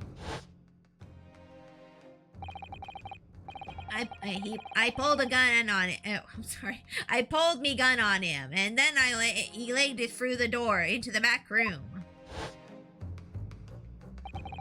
If Mr. Windybank ran away through the door, we have to assume that the door was open at the time. Oh! It was at precisely that moment, when the victim was fleeing for his life, that these brothers had the perfect opportunity to shoot the man in the back once he was inside the storeroom.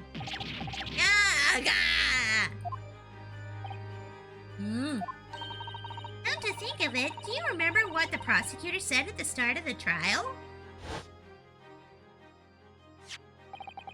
Moving on to the findings of Scotland Yard's coroner. His report states that the bullet entered the body on a rising diagonal trajectory. It means the victim was likely shot by someone significantly shorter in height than himself. It's the short dude. He done it. He done it. Poor man, shot while he was running as fast as he could to safety. Ah, of course. He would have been leaning forward as he was running away. So even if the bullet was fired horizontally, it would still have entered his body in an upward trajectory. Yeah, so the culprit isn't necessarily someone shorter than Mr. Windybank. Objection! Oh. Oh, that's true. Oh, it doesn't have to be someone shorter because of how when you lean forward to run. I'm sure my learned friend can't have forgotten that the storeroom door was found closed and locked from the inside. But the little window! But the little window! Come on! then? You claim the victim was shot as he fled into the room. Do you also claim his corpse was dexterous enough to turn the key in the lock? Ah! But, what if someone else locked the door? Yes, there is someone else who could have locked the storeroom door. Gina could have locked it, yeah, for sure. Is that so? Very well then, counsel. Present your hypothesis to the court. In the scenario just described, the defense's assertion is that the victim was shot from outside the storeroom. In which case, who shut and locked the storeroom door from the inside? It was Gina then, obviously. Let's do a save here, though, just in case. Just in case. Okay. Gina, it was Gina. Take that! Obviously, the person who locked the door was the only other person inside the storeroom at the time. I can feel Pixie's tail wagging. This is so good. Yes. My tail is going crazy because I'm excited. Yes, exactly. Will Pixie be right? Yes, I will be. The defendant, Miss Gina Lestrade. Objection! Ooh, why? That's absurd. You're suggesting that the accused deliberately engineered the sealed room? For what possible reason? To keep her and Mr. Windybank safe, probably. Such actions would only serve to tighten the noose around her neck. I'm inclined to agree, I must say. Well, counsel? Yes, that's a tricky one. That isn't it. Haha. Half-baked notions have no place in my courtroom, counsel. Remember that, please. But of course Ginny would have locked the door. It almost goes without saying, doesn't it? It does? Well, if I was Ginny in that situation, I know I would have locked the door as quickly as I could. I mean, those two burglars had just fired a gun in her direction, hadn't they? Oh yes, obviously. Before the two brothers arrived, Miss Lestrade and Mr. Windybank were in the storeroom together. Now, I don't know what went on between them at that time, but at some point, Mr. Windybank must have heard the intruders breaking into his shop and left the storeroom. Intruders, eh? That's us, bruv. If your theory is correct, that would leave the accused alone in the storeroom. Yes, it would. Then, probably only moments later, the victim fled back through the storeroom door, hoping to escape danger. Bang!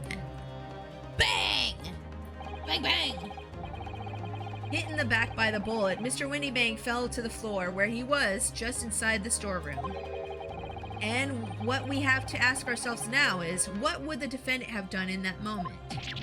I see where you're going with this.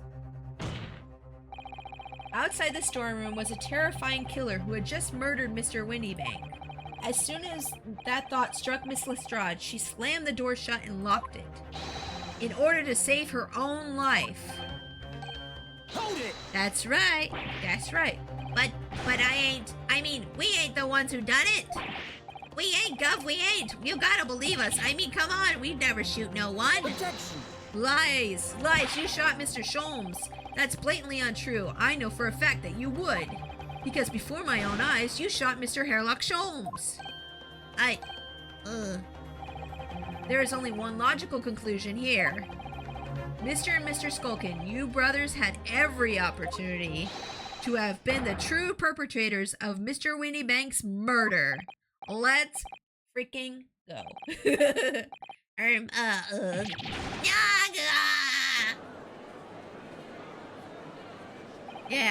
Yeah. Who does this leave us? I mean to say, it wasn't the pickpocket who shot the pawnbroker after all. I should have known it was those three brothers. They look as shady as a dense forest. That was amazing, Rudo. All the members of the jury seem to be firmly on your side now. I know, first time ever, and probably the last. Well, I think you've done it. Surely they'll have to give a verdict of not...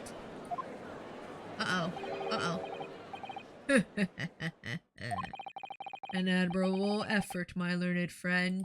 Why is he laughing? Uh-oh, I don't like that. I don't like that. I don't like that he laughing. Why he laughing? Why he laughing? What's this now? He's laughing? Uh-oh. Uh-oh. Uh-oh. Spaghetti-o. Uh-oh. You find this situation amusing, Lord Van Zeeks? I myself find the defense's argument more persuasive. Uh-oh, he pouring the wine. Oh, crap. He pouring the wine. I dare say. Such chicanery is of the bread of butter of the street performers in your provincial eastern nation. But such blatantly malicious conjuring tricks amount to more than an inexcusable pettifoggery here. What? The hypothesis you put forward so Oh my gosh, he pulled up he pulled out oh my gosh, I can't even say the thesaurus. Thesaurus. He pulled it out. He pulled out the dictionary and he's like going through this. Oh my god. Why can't I say the thesaurus? Thesaurus. Okay, he pulled out the what? Never mind. Okay, he pulled out the thesaurus. The thing. He pulled out the thing, okay? On me. Your hypothesis you put forward so sustainably, creditably cannot, and with it will not stand. Yeah, he's a thesaurus boy. He's a thesaurus boy. Yeah, that's it. Yeah. Because you see, it contains a fatal flaw. A fatal flaw? Do you mean to tell me that you're unaware of your logic's failing? I say, Lord Van Zeeks, might be an idea to explain this belly conjuring trick, or whatever it is, to the troops on the ground, eh? The fatal flaw in my learned friend's argument is really very simple to understand. Oh, he destroyed the glass! Assuming you're not too dim-witted to count bullets.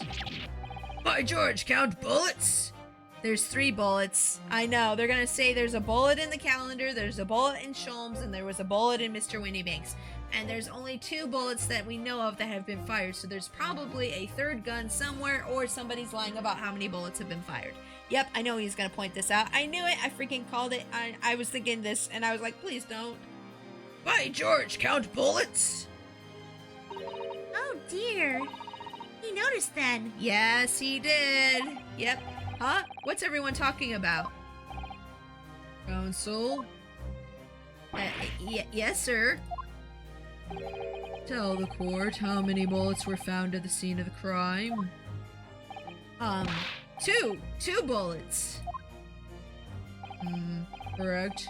The first in which hit the victim in the back, ending his life, and the second that which struck the detective, Mr. Herlock Sholmes, on his arrival at the scene. Indeed. The defense presented a picture showing the damage caused by the second bullet earlier in the proceedings. Wait, was that supposed to be the bullet that hit Sholmes? Oh, so there were only 2 bullets. Right. So wait, is that Mr. Sholmes' blood then? The bullet which injured Mr. Sholmes appears to have passed through his body to strike the calendar. I don't think that's Sholmes' blood. I think that's somebody else's. Well, maybe. I don't know. Your lordship's understanding is correct. Furthermore, we know that there are 2 firearms involved in the incident. The revolver belonging to the victim, Mr. Windybank, and the Skulkin brothers' revolver.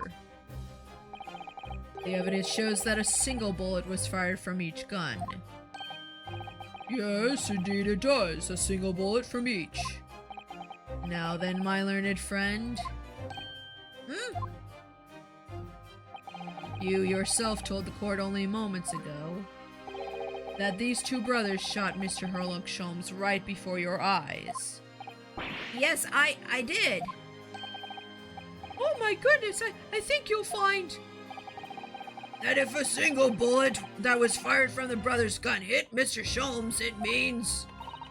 Windybank, not shot by same gun. Stop. Only 1 bullet. Stop. Exactly. Oh, that's a good point. Yeah, I guess, yeah, if we're thinking about it that way, that doesn't make sense. Why was the other gun fired then? Sholm's blood is green. So I don't know if you were here, Nezumi, during that stream, but Iris has invented a thing that can identify people's blood by spraying colors onto them, and whatever color the blood turns identifies the person's blood. So we figured out the other day that Mason's, if you remember Mason, the guy who died in the carriage in the one of the cases that we solved, Mason's blood was purple. So we figured out Mason's blood was purple, but we don't know whose blood was green. So she sprayed like a powder stuff on it, like luminol almost. Yeah, there's the Nipponese comment. Yeah, he's very racist against Japanese people. I thought it was some weird case of censorship. Nope, not at all. No, the blood was originally red. Yeah, they're not afraid about blood in this game. They're not afraid to show the blood in this game. Yes, this Nipponese street performer presented an ostensibly credible argument. However, it was never anything more than a diversionary trick with no hope of standing up to scrutiny. We need to figure out whose blood that is. If it's Sholmes's blood, if it's Sholmes's blood that's on that calendar, then I don't know. The historical racism in the Japanese original as well. Yeah, it is. I mean, it is the time. That's not an excuse for it, but it does explain it. Order! Order! Order! Ooh, he threw the bottle. Pray, forgive this discourtesy of flinging the dregs of hallowed nectar into the public gallery. Wait, did he throw that to shut them all up? Lord Van Zeeks. The whole bottle, he threw it. But this court needs to open its eyes. The accused, Miss Gina Lestrade, is no ordinary little girl. Despite her young years, she can, regrettably, no longer be described as a juvenile. No, the person in the dock is far from law-abiding citizen. She has a past riddled with criminal conduct. Oh crap, he's gotta bring up the McGilded case! He's gonna bring up the McGilded case! Here we go! Oh, heck! The truth is, the accused broke into the pawnbrokery on the night in question with loathsome intent. As we can see beyond doubt in the print which depicts her threatening the victim with the murder weapon. Oh boy. Oh boy. And I have here in my possession one more piece of evidence the prosecution wishes to present. Objection, relevance! Objection, relevance! Somebody stop him somehow. I'm just gonna make up crap. Objection, relevance! That disc! I'll be taking that whatever it is of McGilded's down to the art. Thank you very much. No, don't give it to him. It's mine, that is mine. I'm sorry, miss, but anything belonging to McGilded has to be taken in as evidence now. It's all connected. It's all connected. Just me trying to cry over spilled wine with Nezumi. Yeah. No, not that wine. He wastes so much wine that he's probably banned from many vineyards or breweries. Maybe. Or maybe he pays enough that it doesn't matter to them. Yes, that music box disc. McGilded's music box disc. Yup. The very day before the hateful murder of Mr. Windybank. The accused attempted to make off with this article, which clearly doesn't belong to her.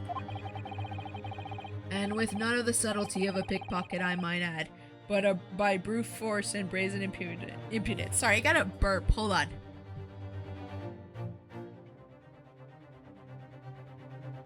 Okay, I didn't want to burp on stream. I was holding it in while reading the lines. By brute force and brazen impudence. Good gracious. Make no mistakes, any sympathy for the accused on account of her years is misguided and dangerous.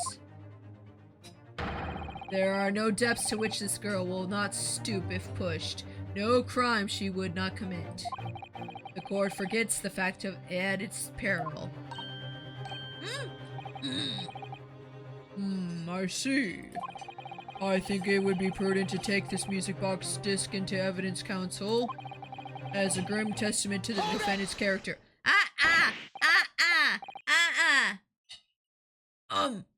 Van Zeeks,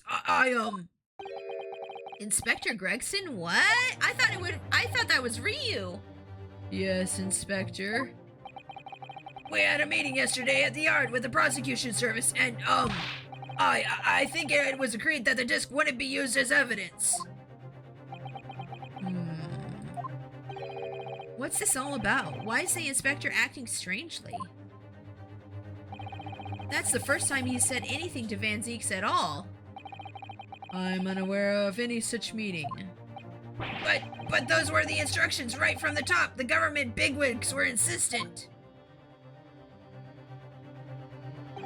Inspector, I am the prosecutor, and I alone determine how to present my case. Ooh. So the government doesn't want it presented, huh? That's sussy. That is mighty sussy. Your warning is noted, thank you. And Van Zeeks wasn't made aware of this, huh? Ooh, this goes deep. Ooh, I can't wait to find out.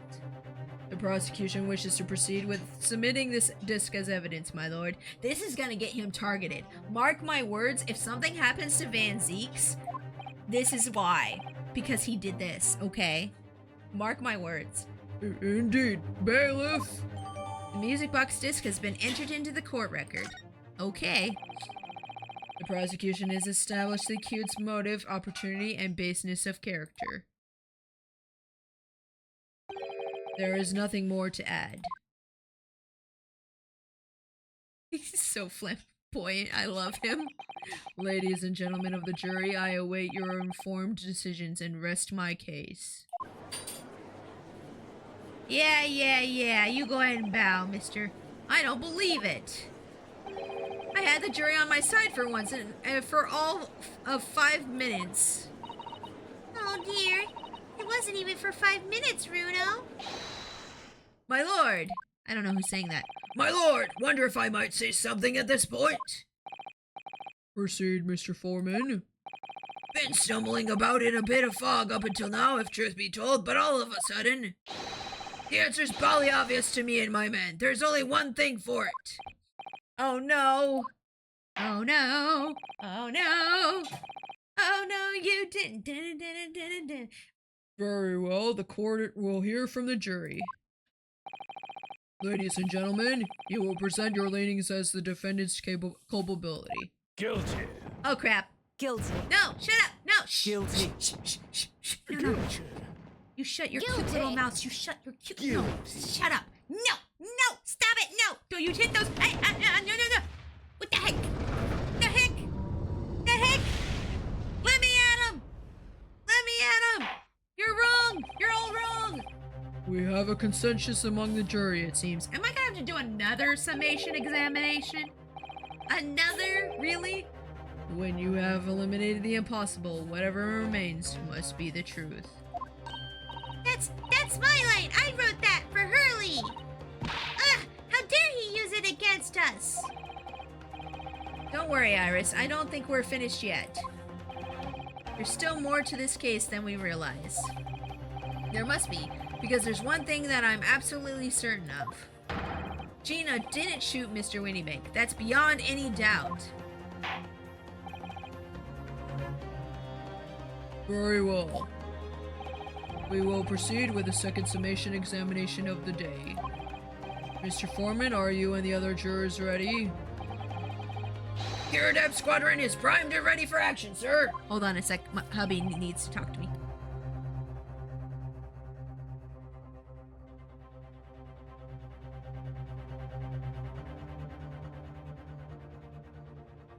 Okay, sorry about that. Very good. So, ladies and gentlemen of the jury, you will each explain on what grounds you have now determined the defendant to be guilty. Oh boy. Another summation examination? Yep, okay. And we're gonna actually have to call it here for tonight, guys. We're gonna actually have to call it here for tonight because I have people coming over and I have to set up my chair before they get here and get some food. So guys, let's go ahead and do our thank yous real quick and find somebody to rate, okay? Let's go! Also, if you hear weird noises in the background, it's just my hubby cleaning and picking up. We have people coming over tonight, and I wanted to get my chair set up and everything, so that's why we're ending a little early. Sorry about that. Let me go ahead and play. Let me go ahead and play some music here in the end credits, and then we'll find somebody to raid. Hold on. Let me get some music loaded up. There we go. Okay, there we go. Thanks everybody so much for coming in today to watch me play some more great Ace Attorney. I appreciate you guys so much. This is such a fun game. I can't wait to see what the jurors have to say about everything. But thank you, Salchun, Wolf, and Tagnochi for the follows. Thank you, Souls, for the bits. Thank you, Jimbo, Matarex, and Camelot for being my mods today. And thank you, Cutie Dragon, for the raid. I appreciate that so much. I just finished my dinner as well. Yay! Good dinner. I hope you had a good dinner. Let's go ahead real quick, find somebody for us to raid now. We're going to spread the joy to somebody else. Let's see who is streaming right now. Let me check if one of my friends which one of my friends are streaming right now. We can raid.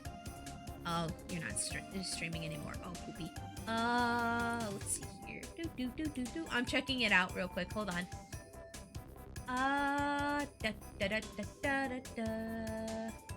Who's streaming? Which one of my friends are streaming that I can raid?